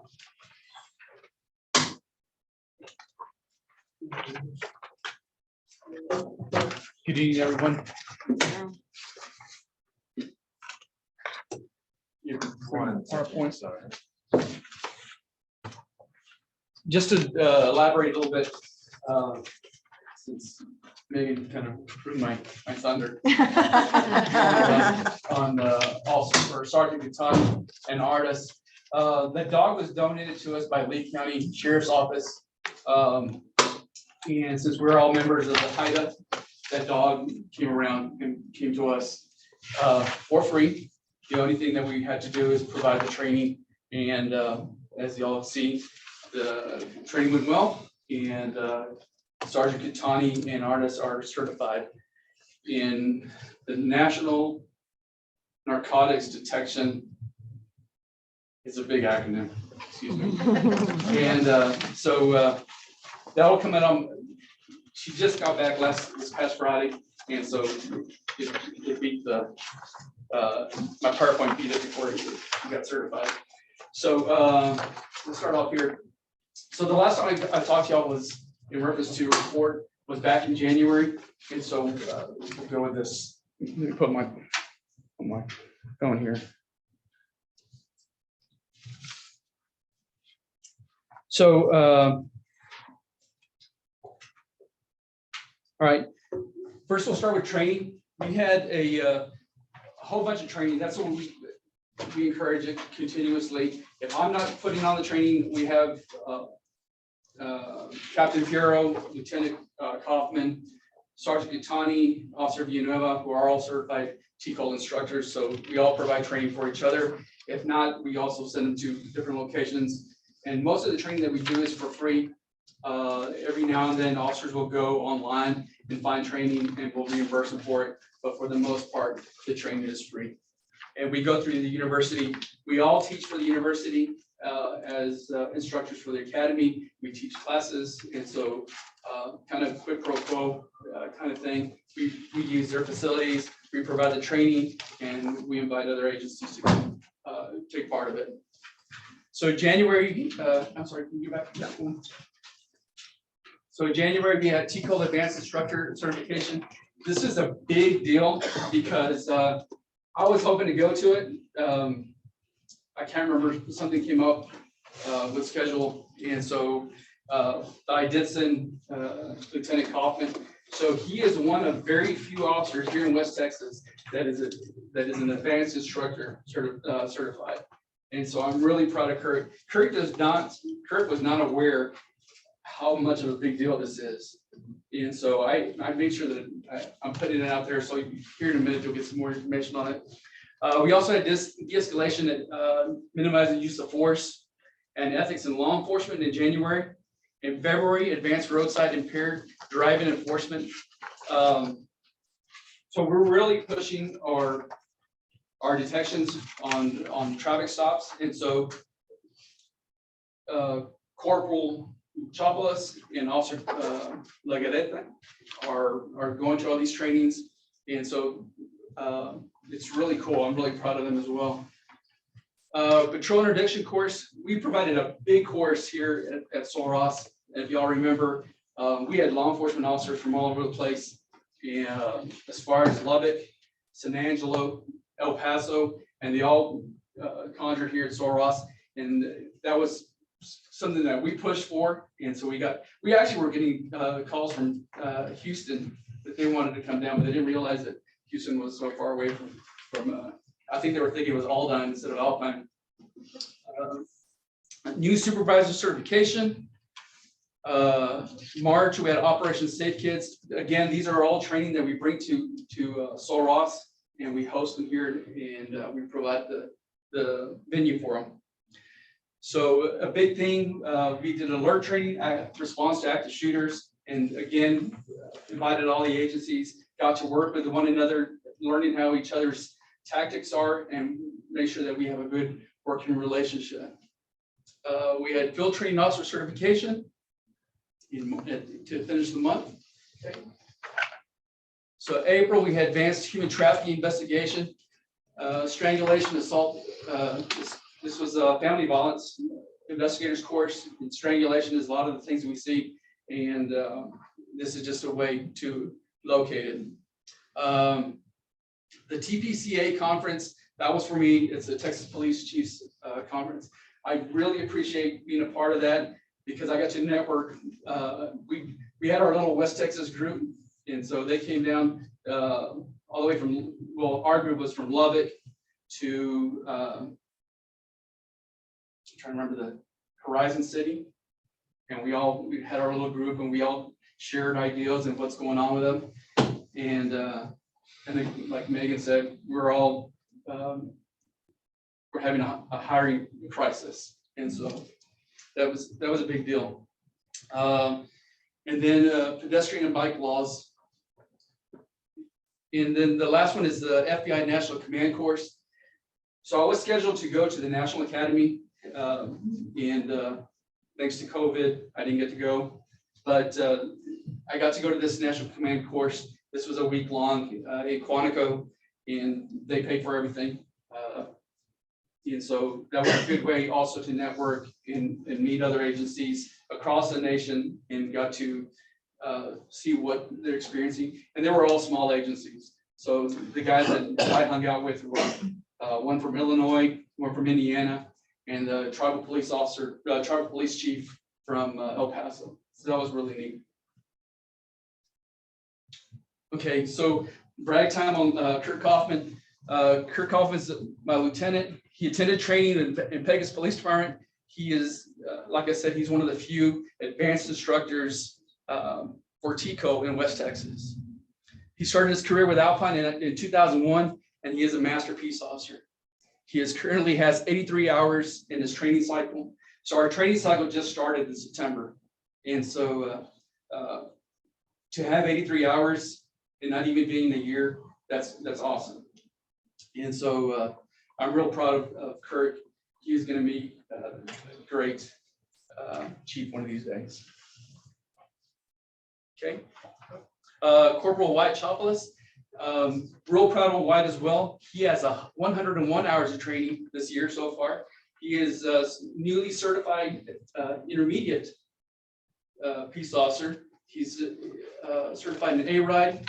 Got him certified in breath and toxicalizer. Promoted to corporal. He's a field training officer. He is responsible for my night shift. He loves working his nights. I actually tried shifting his shift around, and he has worked his way around and kind of messed me up. So instead of being from 11 to 7, I have him come in at 7 a.m. until 3, and he still works till 7, and he's working our overtime grant. So yeah, he's a hustler. So the other officers, we have Sergeant Eric Villanueva. He has 91 hours of training. Sergeant Valerie Catani, as you all know. And so she's at 80 hours here, and she just received another 40 hours of training this past weekend. So she's up to 120. Officer Karina Legareta, she has 69 hours of training. She's A-RIDE certified and also breath and toxicology certified. I was bragging last time I spoke to y'all about being fully staffed. I'm no longer fully staffed. One of the new guys, the newest guy we hired, his dad had a heart attack, and he wanted to move closer to home. And so he's back to El Paso. Totally understood. But the other guy that we have is Officer J.R. Subia. Got him from the university. And he's a graduate of El Paso Community College Law Enforcement Training Academy. He is recently certified as an intermediate, and I'm proud to say that I was one of the instructors to help him get there. So he was with Soros for 4 years, and now he's with us. Okay, a little bit on statistics. So January, we had 649 dispatch calls, 534 officers calls for service with 30 case reports, 131 traffic stops, and 208 911 calls, being from a variety of fires to domestics to simple calls that just turned into just an incident report. February, 694 dispatch calls, 562 officer calls for service, 36 case reports, 106 traffic stops, 369 911 calls. March, we have 749 dispatch calls, 597 officers calls for service, 44 case reports, 112 traffic stops, 312 911 calls. April, 984 dispatch calls, 818 officers calls for service, 52 case reports, 217 traffic stops, 314 911 calls. May, 949 dispatch calls, 810 calls for service, 39 case reports, 173 traffic stops, and 303 911 calls. And those are the stats for May. We've really tried picking up enforcement, and we're trying to make a presence. I've always felt one of the things that presence is a deterrence, regardless if it's on traffic stops or just being seen on the side of the road. So I encourage our officers. We have our in-car computers. I encourage them to start their case reports in the vehicle, even if their radar shut down, just to make a presence and being seen, right? And that's a deterrence. So I encourage that. I'm really pushing the traffic stops. I understand the problems that we have in Alpine. Unfortunately, we can't cover every single street, but we can do our best. Okay. Okay, as far as grants, we have all our grants are no matching funds. And there's actually another update on this one that happened this past week. All right, Operational Lone Star Grant is an overtime and computers. So we purchased our computers and we're working on the overtime. We're taking a big bite of it and we're trying to hopefully leave it at a zero balance to make sure that we use it completely. We have the Homeland Security Grant. This was a communication grant. We bought radios for the vehicles, radios for the police officers. We're using one of our hometown boys who lives in Fort Worth now, and we're trying to use his services to get us the equipment that we need. Justice Assistance Grant, and this is our patrol bicycles. The only problem that we're having with this grant is getting the training. So El Paso Community College was going to provide the training for us, and they were supposed to have it in March, and they pushed back to September. So I'm trying to find other resources to get us the training. I've reached out to Orbicho to see if they can come down and provide the training for us. So I'm trying to take care of that. And until we have that proper training, you won't really see us on the bicycles. I've been on the bicycles. I want to make sure our guys are safe and make sure that they're following the instructions. And so I've been the only one on the bicycles. The day after the Uvalde school shooting, I was around the elementary school, and recently I was here at the health fair in the bicycle. Next grant. So the change on this one is the Homeland Security Grant. This is leftover money that we didn't initially get we didn't get the grant on this one, but they called us back and told us there's $56,000 left in it. And so we have, we're going to be putting a new radio console for our dispatch. And so right now we have two bids below the requirement, and then we have one that's way above it. So we're looking to see where we're going to go with that one. But that one was approved. Megan did the final approval on that. And so we're going to be pushing that one. And two more grants that are pending. We have another overtime, and then we have two mobile surveillance cameras. That one also has been approved. We're just waiting for September for the time to make the purchase. I have the vendors chomping at the bit, trying to make sure that they get but it's gonna be real cool. And it's on the next slide. and this is what it's gonna look like.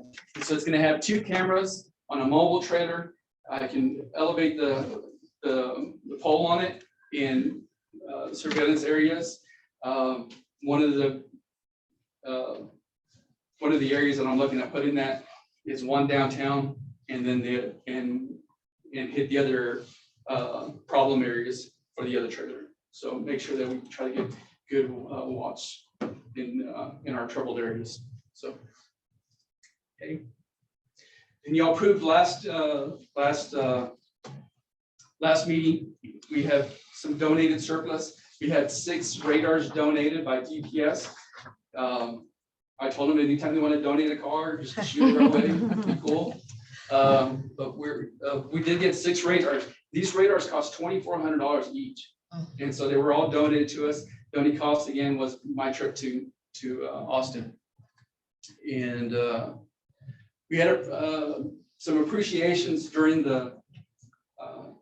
this period. In the Animal Services Appreciation Week, we had National Telecommunicators Week as well, all in the same week.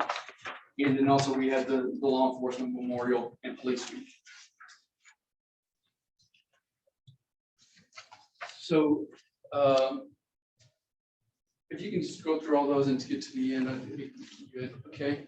Oh, come on. All right, there you go. So we had events and meetings. We had every week we have a joint operations meeting. This is all the agencies within West Texas. We all have this joint conference every Wednesday, and so that's what that's about. All right. January 13th, we have a Rio Grande Council of Governments. February 15th, we had the Sexual Response Team.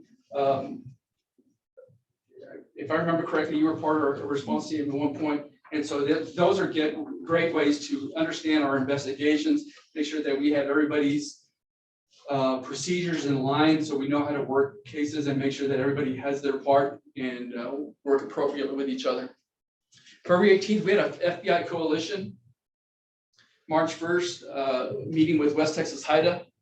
April 7th, Rio Grande Council of Governments presentation. This is the presentation I did on our trailer. And we've been meeting, we've met a couple times already for noise ordinance, and that I've met with the Music Advisory Committee and trying to develop a good ordinance that is good for our community, works with our citizens, and also works with our businesses. So we make sure that we're working all together. April 29th, we had a TML meeting. And then May 5th through the 7th, we had the Cinco de Mayo Festival. May 25th, we had our Big Bend Law Enforcement Memorial. May 27th through the 29th, we had the Spirits of the West Wine and Beef Fest. Okay. Questions? Okay. Thank you. Thank you. Okay, do we have a gas department report? The report is included in your packets. Unfortunately, Gas Director Randy Guzman, who would probably much rather be here, is actually at home sick.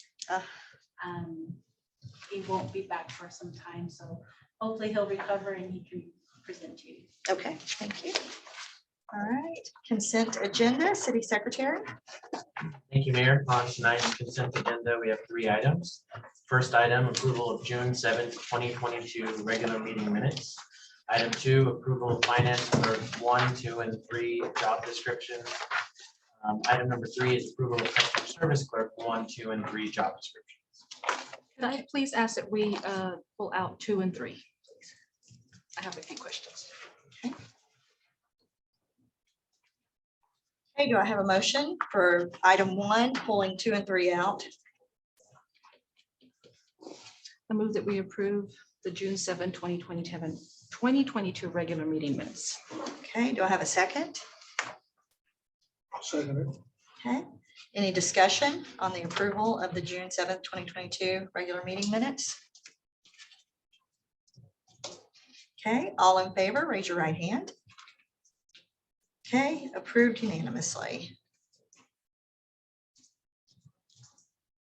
Okay, all right, so do I have a motion to discuss number 2 and 3, approval of the finance clerk and approval of customer service clerk? I so move. Okay, do I have a second? Okay, all right. Again, I just had a question, all between like customer service 1, 2, and 3 and on finance 1, 2, and 3. They seem to be similar in terms of the job and qualifications and responsibilities, you know, except for 3 that allows for training. Can you tell us what the difference is in the pay? So the clerk ones for both finance and or customer service are entry level. Basically, you have minimal qualifications. You either haven't worked in the field or you have some service, but not enough cash handling. They're entry level trainings. The 2 is the promotional side, whereas you get the training and you understand, you can start actually working with either of the softwares. You can get promoted to the 2s. And then the 3s, of course, you're basically at a higher supervisory almost level where you can provide the training. The way the job descriptions were initially written was that the job descriptions were fairly the same. If you look in the, if you look at the requirement side, it will have so many years of experience. That does change. The reason why they were written similar is the tasks would change. So with each of these positions, it kind of breaks it out where you can be a finance clerk too, but maybe you handle just accounts payable, or maybe you do just payroll, or maybe you do the cash side of it. Customer service clerk, as you move up, you get the cross training between water and gas. Then you start being able to make adjustments to accounts. You start being able to actually take on a little bit more hands-on. And then of course, the 3 is you should be able to do everything a 1 and 2 can do.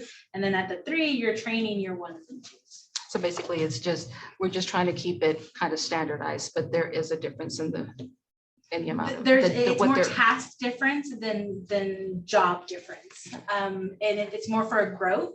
You can have a finance clerk 1 who unfortunately may be a finance clerk 1 for years, gets all the cost of living. This gives them that little bit of, hey, I want to succeed, I want to move up, and this is the route they would take. Thank you. Any more discussion? Okay, all in favor, raise your right hand to approve finance clerk 1, 2, and 3, and customer service clerk 1, 2, and 3 job descriptions. Okay, approved unanimously. Okay, so we're moving on to information or discussion items. The first item, discussion regarding Chapter 23, City Council, Article 2, Rules of Procedure, Section 23-11, to voting to the Alpine Code of Ordinances, and that is my discussion. Mayor, can I ask that we move item 6, the presentation regarding health insurance, up to the top? Mr. Riley Deering's here, and he actually has a multi-hour drive back. Oh, sure, absolutely. So this is a presentation regarding the city health insurance by Riley Deering.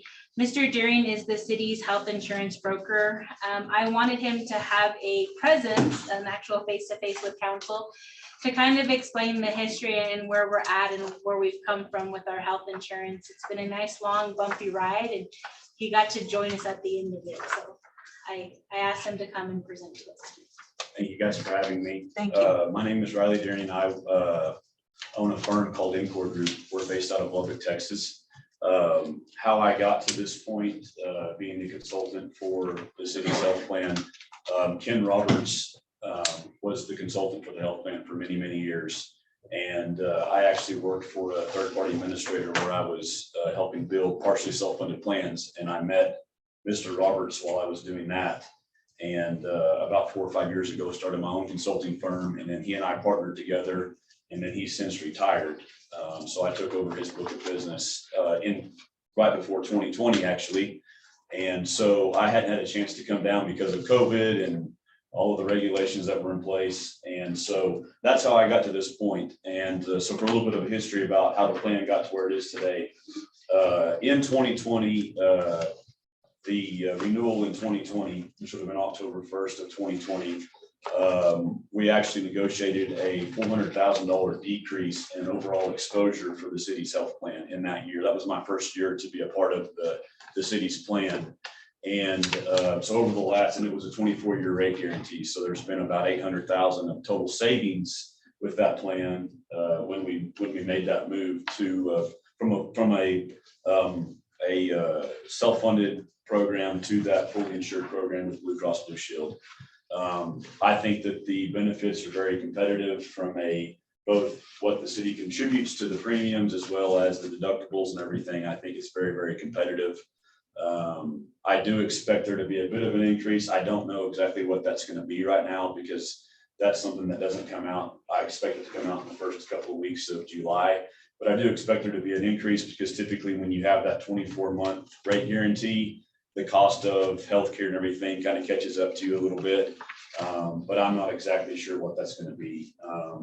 The premiums versus claims paid has been a little bit not in y'all's favor. Obviously, you've been using the insurance. The members have been using the insurance a lot.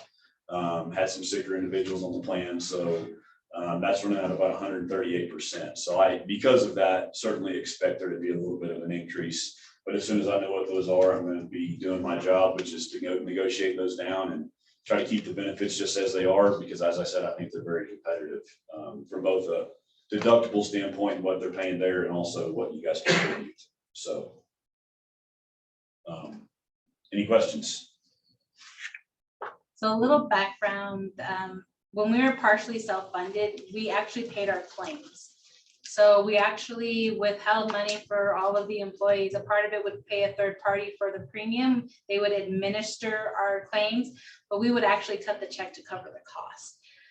When the decision went to go fully funded, it was a bit of a financial relief because there wasn't the moving and picking and paying. There wasn't the, okay, is this our claim? Is it someone else's claim?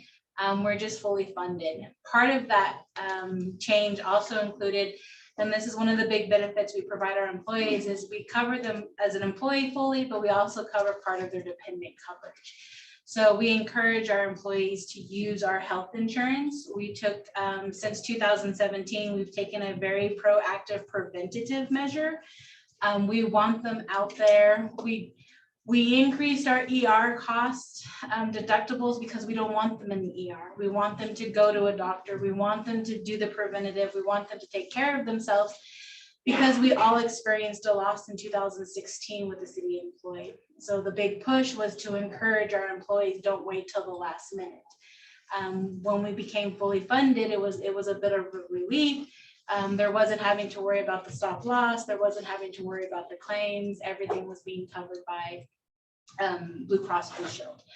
But like Mr. Riley Deering said, we don't know what's going to happen this year. We did have a 2-year contract. During those 2 years, our employees took full advantage of the health insurance, which is what we wanted.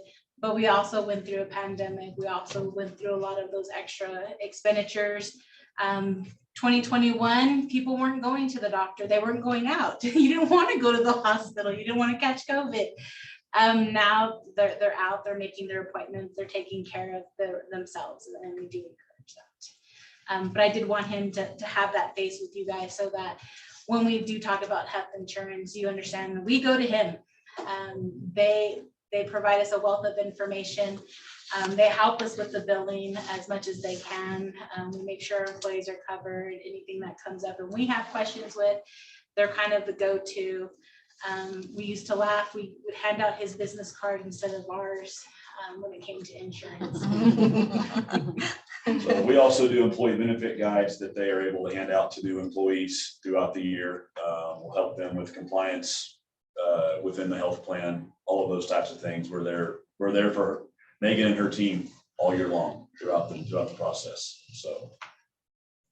And that was one of the ones on the cost driver. It will be our health insurance, but it's well worth it. Thank you. Thank you. Thank you, guys. Thanks for letting me jump in. Sure. I Have a appreciate safe trip it. home. Yes, be safe. Thank you, guys. Okay, so going back to item number 1, discussion regarding chapter 23, City Council, Article 2, Rules of Procedure, Section 23-11, voting to the Alpine Code of Ordinances. Okay, so as a new mayor, I've been going through all the code of ordinances with a fine-tooth comb, and I've noticed 2311A says presiding officer may not vote, as we all know, We hear that all the time. In accordance with the section 3.03 of the city charter, the mayor or the mayor pro tem, while presiding over the council in the absence of the mayor, shall vote only in the case of a tie, except to pass an ordinance when the voting membership of the council is reduced below 5, owing to one or more absences and our vacancies and our abstentions. Neither the mayor nor the mayor pro tem shall have the power of veto. So what that means is as we know, the mayor is able to vote in a tie, but also if any of the members are absent, the mayor has the ability to vote. I went and discussed Only it. for an ordinance. though. Right, only for the Mayor, ordinance. you do have the ability to vote if there's to pass an ordinance. You couldn't vote to deny an ordinance. Okay, to pass an ordinance when the voting membership of the council is reduced below 5. Yes, Okay, so it's that limitation. So then we probably need to update this. yes, what we need to do is if we have 2 members who are absent and then there's 4 of us voting, we could very well end up with a tie and there's no ordinance on how to handle that situation. The only way you can change it is in the charter, and it could only be changed when the mayor is up for election, because the whole city votes at that time. And that's the only way you can change the charter, when the whole city has an opportunity to vote on the changes. Yeah, we've gone through these procedures in the past, Mayor. The limitation is in the charter. It's not just in the rules of procedure. In the charter, it's like the Constitution, so it takes precedence over the rules of procedure. Right. And so to modify the charter, we have to go through, really, what we've done in the past, go through a charter review commission. There's a lot of public input on that. And then any changes have to be approved by the majority of the voters. And so it's not a quick fix, and it's the way it is has been dealt with successfully with the last several mayors that they've recognized. So the What way, they can. with that being said, and with the way it reads, she's able to. Yes, The way it reads, to pass. the mayor can vote if there are less than 5 people, 5 council members present and voting. If her vote is needed to pass an ordinance. But if the vote was to deny an ordinance, she couldn't vote. But that doesn't distinguish it on this though, right? No, that's what the wording says in the charter. Yeah, except to pass an ordinance. Right. So we can't add in anything what to do if there's a tie. So if there are 2 members absent, 4 of us voting to pass an ordinance, 2 say yes, 2 say no, what do we do in that situation? Well, it's really, if you sat through as many city council meetings as I have, you recognize that to pass an ordinance is really a 3-step process. You bring it up, you discuss it, it's public hearings, then there's the first reading, then there's finally a second reading. There's never an ordinance that I'm aware of that hadn't been passed unanimously, because if there's issues about it, it's not brought up to be passed.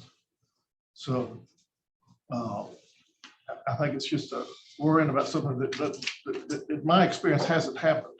I'm not saying it couldn't happen, but as a practical matter, the issue of passing ordinances, by the time it goes through the multi-step process, it has to go through. It's always unanimous. Councilor Johnson, you've been here on the council for a long time as mayor and council member. Tell me your comments, your thoughts on what I just said. Well, I'm in agreement with you. The ordinances do go through several steps before they ever get to us as an action item. We just had one 2 weeks ago, and it was a unanimous decision of the council to pass it. I know you have the right to vote in case of a tie, but I've never seen an ordinance that wasn't unanimously approved. You can go ahead and vote if you want to, but it's already been done for you. Okay, any other discussion? But otherwise, you do have the right to vote if there's a resolution, just an action item. It's a 2-2 tie. Right. and one member's absent. Okay. And that's normal. Okay, moving on to discussion regarding the Alpine Code of Ordinances, Chapter 23, City Council, Article 3, Rules of Decorum, Section 23-18, addressing the City Council. Okay, so and when I was running for mayor and campaigning and talking with people, and as I've had meet the mayor sessions, some individuals have brought to my attention that they don't like to come and participate because they feel like they don't have a voice. That 3 minutes during the public comments or 3 minutes during the public hearings is not enough. So I just wanted to open that up for discussion to see what you guys think, if you want to leave it that way, or if you think you should change it so that we can get more participation from the public. I, for one, would like some of the restrictions lifted. I do feel that it's important that the community be able to come and speak freely and be heard.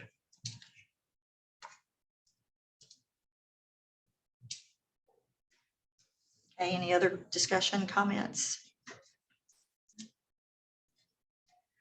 Okay. With this, with the other councilmen, if I could ask, is it an issue of making the meetings longer, if there's more participation, or is, I guess I'm asking what our reasoning behind kind of limiting participation from the community is for?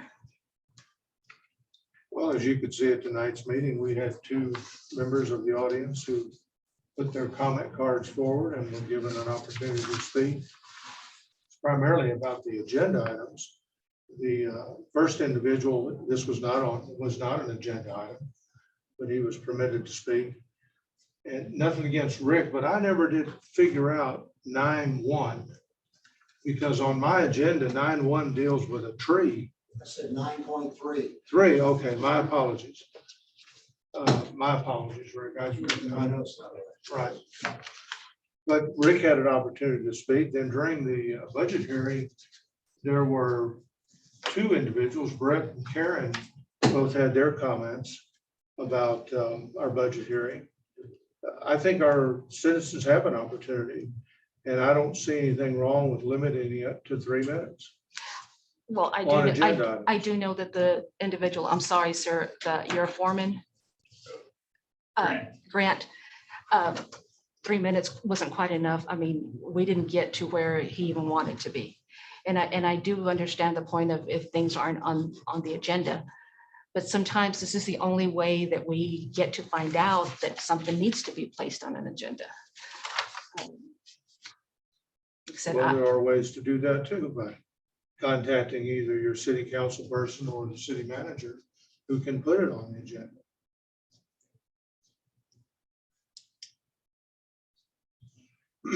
Okay, any other discussion? Okay, moving forward, discussion regarding utility billing. Councilmember Rodriguez. I asked that be placed. There's still a lot of frustration with the billing going out. I, for one, in my place of employment, received a bill that, and I'm just throwing figures out. The previous bill was $10. We paid 10, and it came down to past due amount 400 and something. I mean, it just wasn't adding up. And I do understand that the city is aware that we're having issues with our software and that we're looking into something else. But in the interim, there's a lot of frustration with the customers, and I'm getting a little frustrated myself too, because I think that we need to do a little bit more to assure that the bills that are going out are a little bit are correct. And I do understand that we are pulling out the bills that are pretty high and trying to work on those. I don't know. I don't know what the answer is. Maybe some more, taking more time to look over the bills before they go out. We are aware that there's an issue. So what can we do a little bit more to make sure that they're going out correctly? When you have a solution, can you let me know? When these girls are stuffing them, they don't look at those numbers. So And go, God, that was $8,000. I bet Ms. Stokes didn't use $8,000. we have bills that are $8,000. We have bills that are $40,000 that are legit bills. Our software is our biggest issue. We actually were given the roundabout with them over the gas when we contacted them initially back in January over issues, to find out that they said that they didn't have the proper documentation. We didn't sign off on it, but they cashed the check from the city to fix it, to come back and tell us that, well, it wasn't what they said it was, to ending with, we'll have it fixed by August 2nd. So if it's software, should it be across the board that everybody's bill is affected? And it doesn't seem to be everybody's bill. It just. We don't know if it's an algorithm within the software. So the way so each account is set up slightly different based on if you're a resident, if you're a business, if you're in city, if you're out of city, if you're in Fort Davis. Those are all set up slightly different. We are actively working. We're frustrated with our software. I mean, we couldn't access our system a couple weeks ago, and they didn't call us back till 10. People are trying to make bills and we can't even get into the software. We do regulate, or not regulate, we do look at the bills. We do have a process, but you have to remember, so the bills are due by the 10th or the 15th, and then we send out late notices. Then we have to allow that time for them to be paid before we do disconnects. And then we have to have people have the opportunity to pay and have them reconnected. And then we actually can do the billing. We can't do the billing at any time in between because we're dependent on the meter reads. We're dependent on if there's a late amount or if there's disconnect or reconnect fees. So our billing is typically 3 days, 2 days, depending on if we have a holiday. So our system is set up that anything over a certain amount, say 10,000 gallons of water that's used, it's flagged. And then we have to send out a service order to have one of the utility guys go out and reread the meter, take a picture, and then we can adjust it if it needs to be adjusted, or we can red flag it. We don't have enough staff to do all the rereads half the time. We have the girls who are going through trying to pick up all the big ones. You're right, we don't catch them all. We're also short-staffed with our customer service clerks. We would love to find a solution, and Carmen and myself and even Griselle, every day we kind of think of, well, what if we try this? Are we locked into this software that's messing it up? We're not locked into the software. We can get a new software, but it's the process and the expense. We have already talked with Randy with the gas department because they have the longest data set in the software themselves, and it would be transitioning. Marfa just transitioned to Encode, which is Tyler Technologies. So I've kind of been talking with them as far as how is it going. They say the customer service is great, but it's all virtual. There's no hands-on, someone showing them, someone actually being here, and they're still running both systems. So they're using both systems because it takes a while for all of the kinks to come out of Encode, and it's the initial cost. City of Marfa spent not quite 100,000 for their utility software. So we are actively working. Carmen is doing a better job at trying to catch the ones, but we also don't know people's usage. Without running an actual account history and looking at averages to kind of understand. From month to month, some people may use 2,000, some people may use 4,000, 10,000. So it's a lot of extra steps that our software should have been able to catch. And I like that you mentioned that, because one of the comments that I'm getting from citizens is that they don't know how much I use and all that. So why the first thing that I get out of these people is, well, people are using more water now, or the price of water has gone up, or it's hot and people are using more water. Could we be, I guess, could I ask that we be a little bit open to look into the account before we start giving them excuses, because we do know that we're having issues. And I have gotten quite a few complaints about that. They don't tell me, well, let me look into it. They're getting excuses.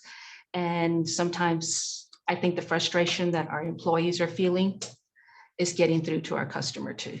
And it's really hard for them. And it's not an excuse. They are overwhelmed. There are, between the two utilities, close to 4,000 accounts. We know that we have problems, and it's hard because we have one employee who hasn't been here a year. We have another employee who's been here just over a year, and then another one who's been here a little over 2, but got thrown into it as far as she didn't handle that side of checking. How do we do it? Carmen has done a really good job of trying to sit down and do the account history and explain it. We encourage all of the customers to call and to come by, but it's also understanding that at the same time, they're trying to get the work orders out. They're trying to get other things addressed. So it does take them longer. They do have a call log that they keep open on their computer. So when they miss phone calls, they do call customers back. I want to say just- something about that because I've had a few citizens contact me as well, and I told them, to call and to talk to the ladies. And most of the people that I've talked to that have come up or have spoken with the ladies over the phone or have had a call back have had very positive responses. So, I guess it just depends on the situation and maybe the way some people address the ladies as well in the office, I mean, when you treat them with kindness, I'm sure that's going to come back the same way, and rather than yell at them or, chastise them or whatever. But the people that have contacted me, I tell them, call the ladies and tell them what your concern is. And they have had positive responses from the citizens that I've spoken to and that have reached out to me. So. And we get a mixture of both. Right. We get the good ones who are satisfied. Everyone, and I'm pretty sure everyone in this room hates it when we say, well, you might have a leak. It's understanding that there are water leaks that people don't know they have. We encourage them to put the colored food drops in their water tanks of their toilets. I tell people, get a cheap package of Kool-Aid, pour it in there. Don't flush it, don't do anything. When you see that color come into the bowl, you actually have a running toilet. You may not hear it, but you have it. That one little drop coming out of that water faucet costs you. It's not, oh, I'll take care of it tomorrow, I'll tighten it up later. No, it's an expense. I know I've paid it. My bathtub leaked and I didn't know about it. And all of a sudden, I get a couple $100 bill, and yeah, I was upset, but I had the leak. When we have it, where we have a process. So, we ask that you look for a leak. It will always be a back and forth with the plumber. The plumber will say it's the city side. The city will say it's the plumber side. It will always be like that. We do have the next step where we can look at your meter and we can do a meter test, but it's understanding that the older a water meter gets, the actual slower it becomes. It doesn't actually read all of your usage. So then we put in a new meter, and the next thing we know, we've got a customer coming in and getting upset because now their water has doubled. Well, now they have a new meter. They were calibrated. All the meters are different. Do they routinely do it though? So that's something that's part of the maintenance? Got a different permission. Okay. Danny, would you come to the podium? And state your name and ward. Can I have an old meter? Danielle Bell, Ward 1. I was just curious if that's something that they regularly work on, if the meters are calibrated at any point, how the equipment works, because I know that this has been a discussion several times about, the older meters and the newer meters, and I was just wondering how that was. So the gas department has the stronger maintenance program. The water does have a maintenance program, and they replace them as they can. They don't replace as many as they probably could within a year. The cost and the staffing is a lot harder. But at any point when a customer has a problem with their meter, they just need to come to City Hall and we can. But how do we know we have a problem with the meter? So is it something that can be calibrated, or is it just something that when it stops and it starts doubling, So if a meter stops, you're not paying for the usage. I know. And if the meter's spinning, you have a leak. And our meter readers who are new, been here less than 90 days, some have been here exactly 90 days, are starting to flag the ones that wait, why is it constantly moving? When it's constantly moving, then we have the conversation when you may have a leak. I was just curious what I should be looking for, if there was anything that I could be looking for.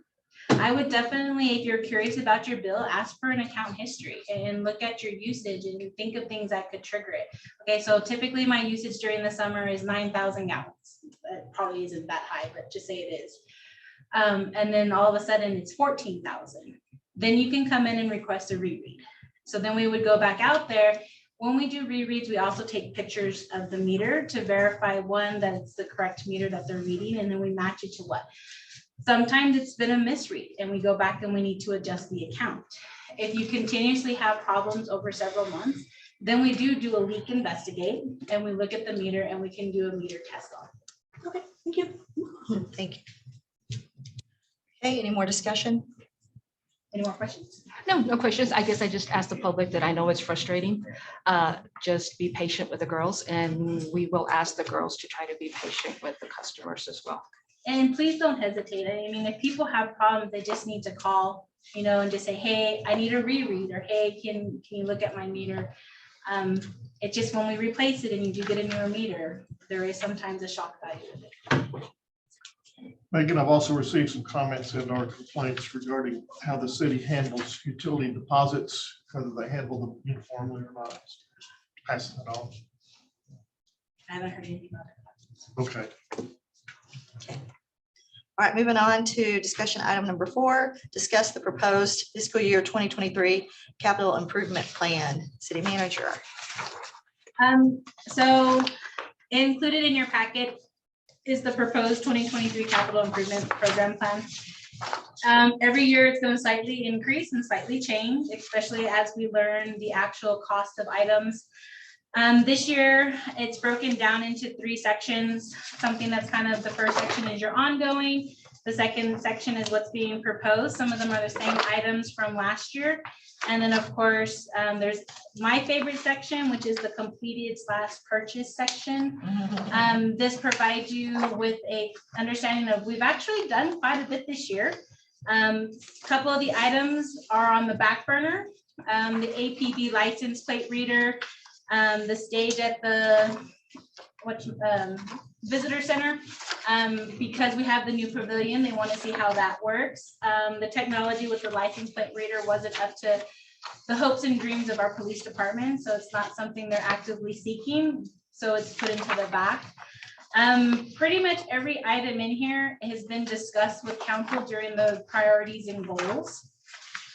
It's unfortunate to know the exact cost because everything keeps changing from day to day. Some people don't even give you a quote longer than 10 days. So these are estimates on what it would cost. They're also given priority levels. Priority 1, of course, being roughly the most important, something that we'd like to accomplish within 1 or 2 years. Priority 2 and then priority 3. Those are indicated up at the top towards the picture.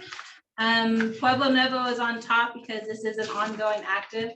We are required to set aside $75,000 to meet that matching. It is still pending from the federal side for us to get the rest of the grant funding. How long do we wait on that? It's been years. Another year. Well, we hope 3 and then we'll have all the matching, no problem.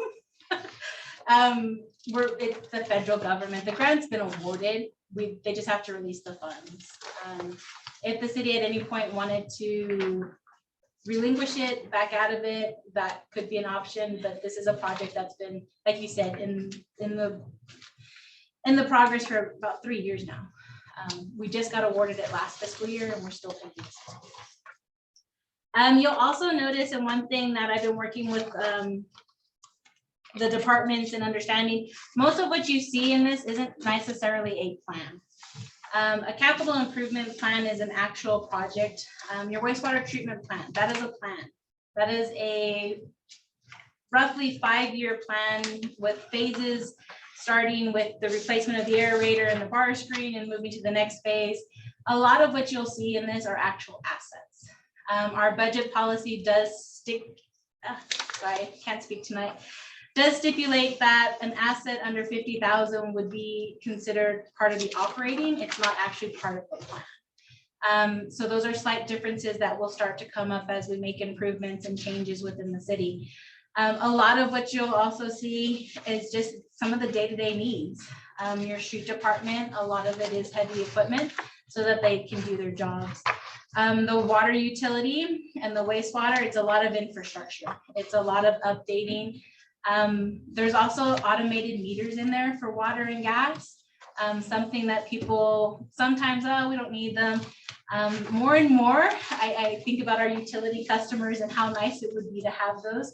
It would free up hands for the utility guys, and it would also speed up our billing process. But that is a plan, and that is a big investment. It is multi-millions for our water department. But it would be a whole package. It would be a phase of updating meters, adding smart meters, and then possibly having that availability of a dashboard for customers. The city tinkled with it in 2017, 17,000 installed 50 smart meters.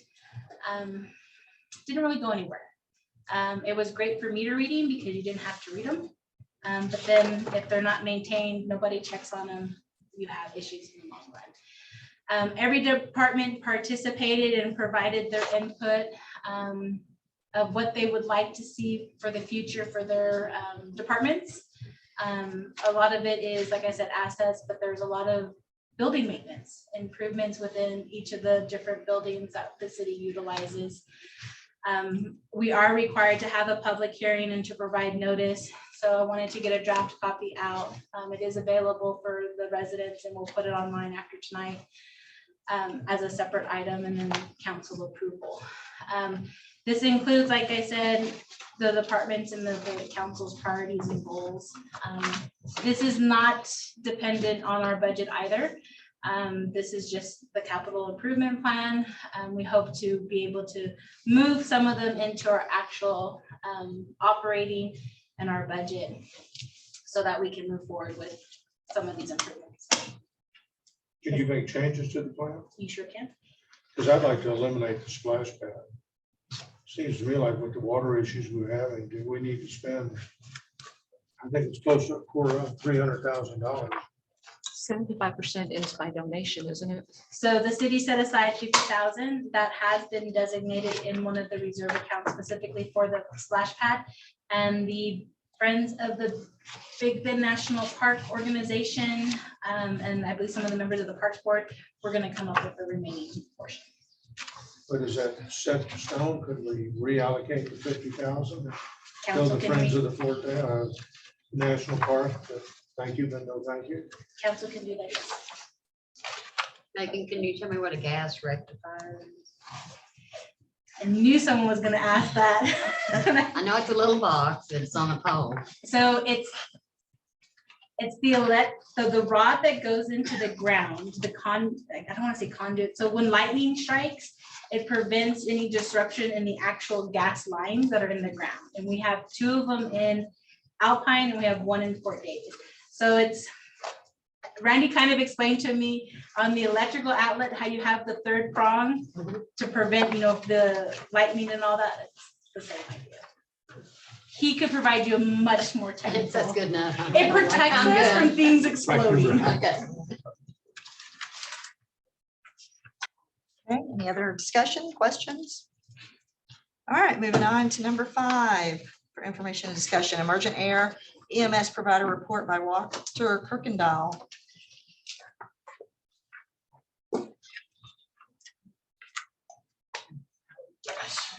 Good, thank you, sir. Thank you. This one, you want me to try to shut it? So missing.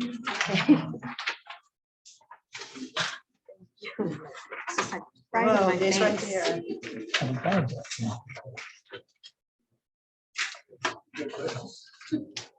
I'll just go back.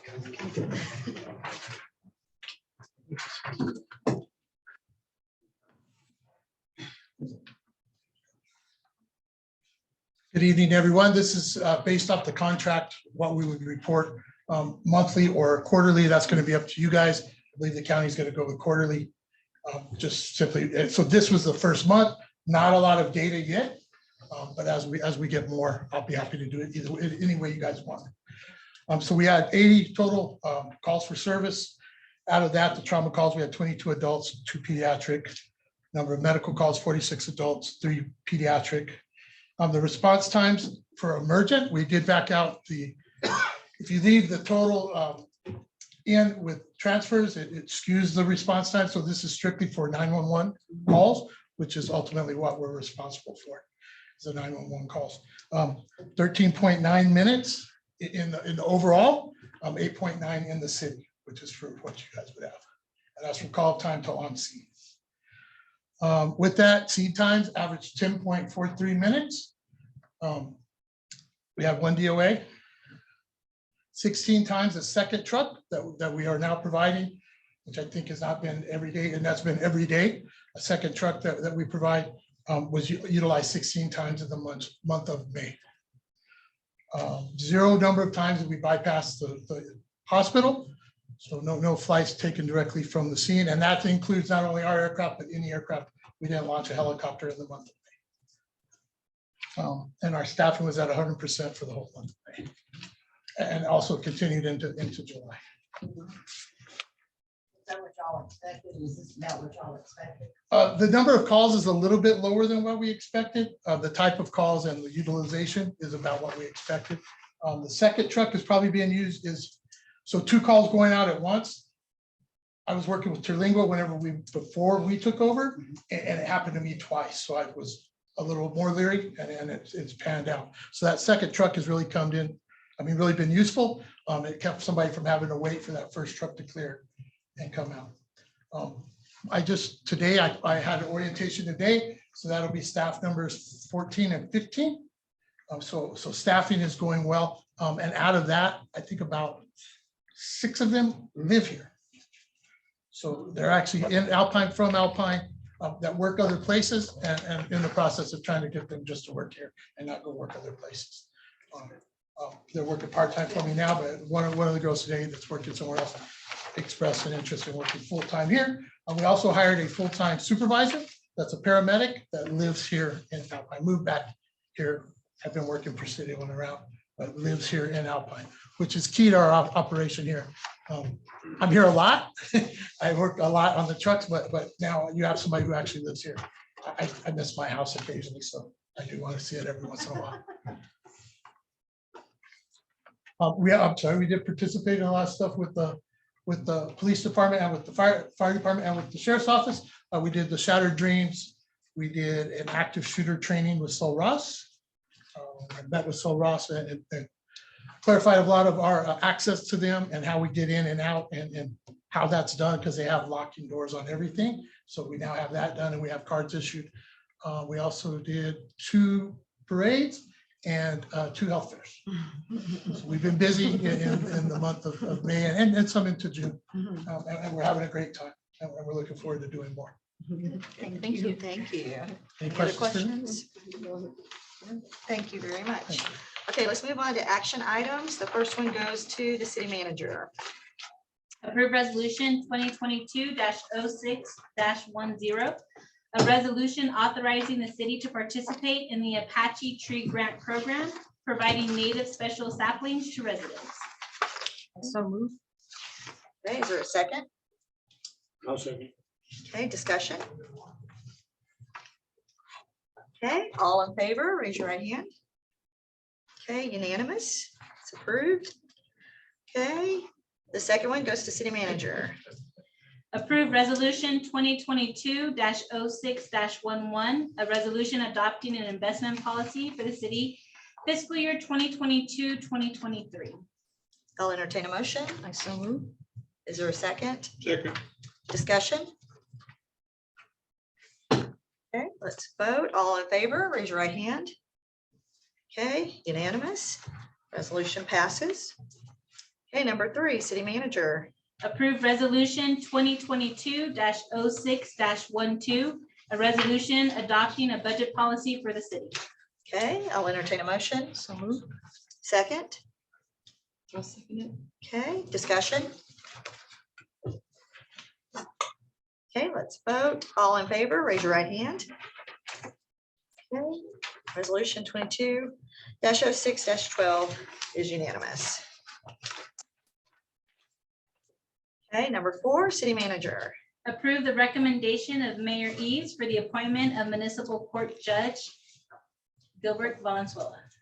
I'll entertain a motion. So move. A second? Second. Discussion? Okay, let's vote. All in favor, raise your right hands. Okay, unanimous. Very good work. Good job.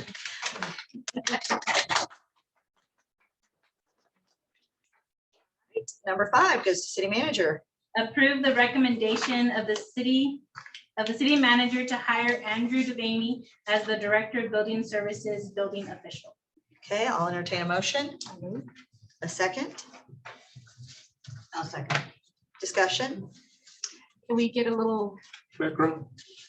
Yes, actually, he is online. Mr. Devaney is a building inspector in Baytown. We did have multiple candidates, as indicated in the cover sheet. A lot of them didn't meet the minimum requirements, which made it, kind of hard. Out of the ones who did, 2 of them withdrew their applications. We pursued one pretty heavily, back and forth, trying to come up with a good understanding of the pay and what the job entailed, and it did not pan out. We did receive Mr. Devaney's application. I did get the opportunity to interview him. He is eager and willing. As a building inspector, he does have several, building inspector, he has several of the certifications, which we provided copies of those in the packet so that you could see he did meet the requirements. And I will actually let him talk if he can hear me, introduce himself.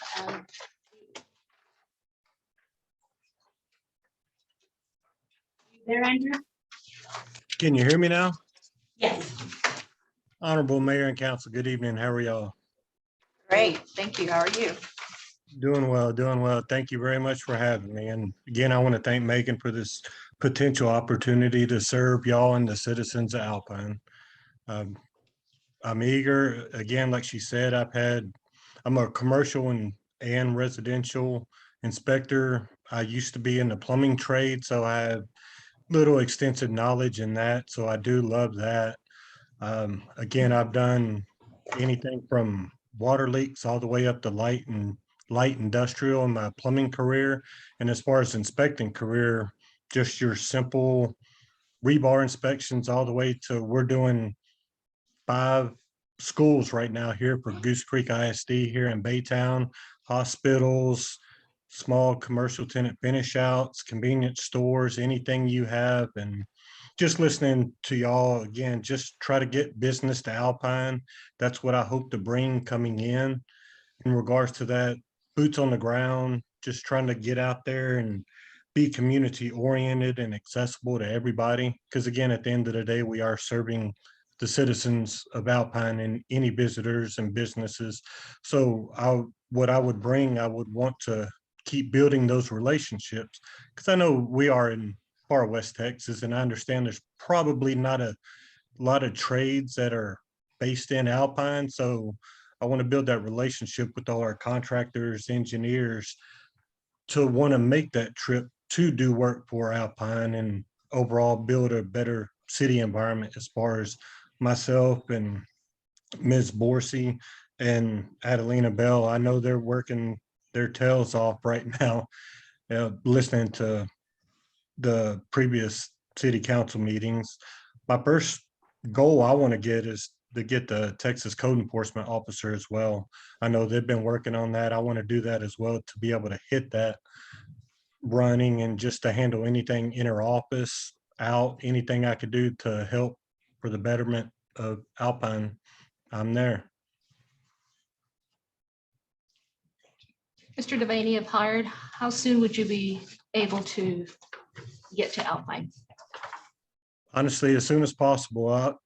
Like Ms. Antrim said, I am currently still employed by the city of Baytown, but besides my 2 weeks notice, it's just the logistics of getting there, 600 miles away. But I've putting fillers on the ground.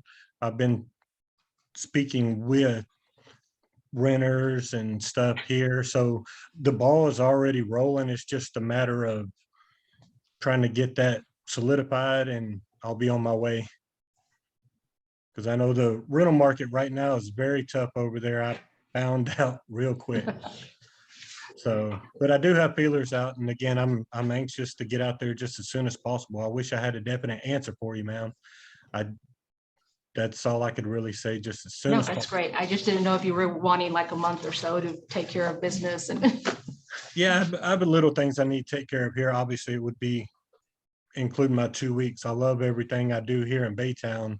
I really love my building official, Mr. Davidson here, and I love my time serving my building official in College Station, Mr. Brian Benford. I just out there, I love West Texas. I visit Big Bend. I'm familiar with the territory. It's been one of my goals to be a building official whenever I first started my inspector career.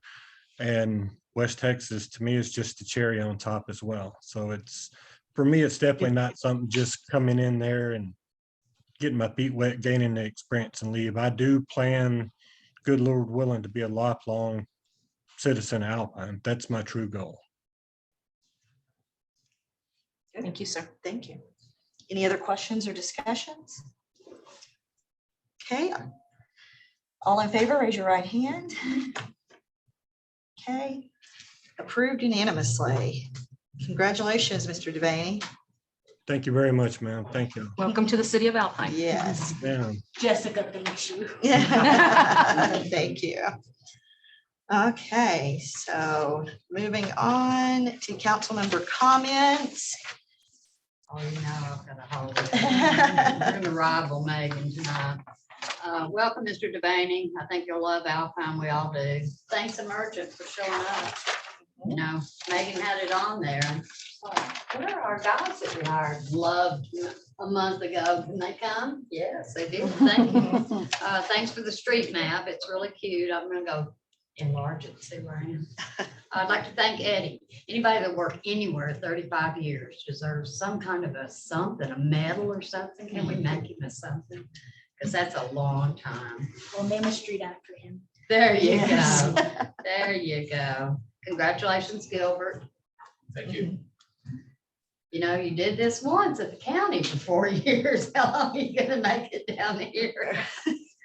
And I'd like to address Brett. Brett, you know, my kids played Little League in the 90s and the 2000s and the 80s. I don't know how many years. That what you're talking about has gone on all of those years. This is nothing new. And the male parents that my kids played for got out there and fixed those fields. I don't care what it said in the contract. They did it, and that's just how Alpine used to be. I don't know what's happening now because They're lazy now. my youngest one is 28, so I'm not out there. But that's what's happened for years and years. And I see Daryl shaking his head. Yes, everybody that's had kids. I mean, that's just how it had to be. And you need to find a few friends and y'all just go out and do it. And I'll bring you some water. Or maybe a 6-pack when you get there. We need some red clay. There you A lot of go. it. And I'm through. That's all I have to say. Brett, just a suggestion. I know that the coach, I think Daryl might know this, up at Saw Ross usually has his football players do a lot of. The new coach now. Oh, I was gonna say, they used to let them do a lot of volunteer stuff at the crisis center but well, not such a bright idea after all, sorry. Well, that's what we're trying to do, is put our foot in places to help facilitate that in all aspects, because we all. And maybe your Cowboys, you know, they're baseball players. They know better than anybody. Well, I got 2 of them at the house. I'm trying to turn them right now. There you go. Bring them next time. I have some discretionary funds. Get with me afterwards and we'll see what is you're needing and see if maybe I can help with something. Thank you. I want to say thank you once again to those ladies working in that office. I mean, they continually work hard, and the people that I've talked to, you know, call them and visit with them, and their problems are solved if they communicate nicely with them. And, you know, I mean, I know everybody has temper, but if you treat people with kindness, I think they'll do that in return. So, you know, I'd like to say thank you to those ladies once again, because they are doing a good job and the best that they can. It's good that we're filling job vacancies. Yes. I'll pass tonight. Okay. All right, and I want to say congratulations, Gilbert. Thank you. Thank you, and thank you for all that you do, Daryl, and for your team, and we're ecstatic to have a K-9 officer here now. And I want to say thank you to the council for entertaining discussions and for putting the needs of our residents first as always. Appreciate that. Okay, and we'll adjourn.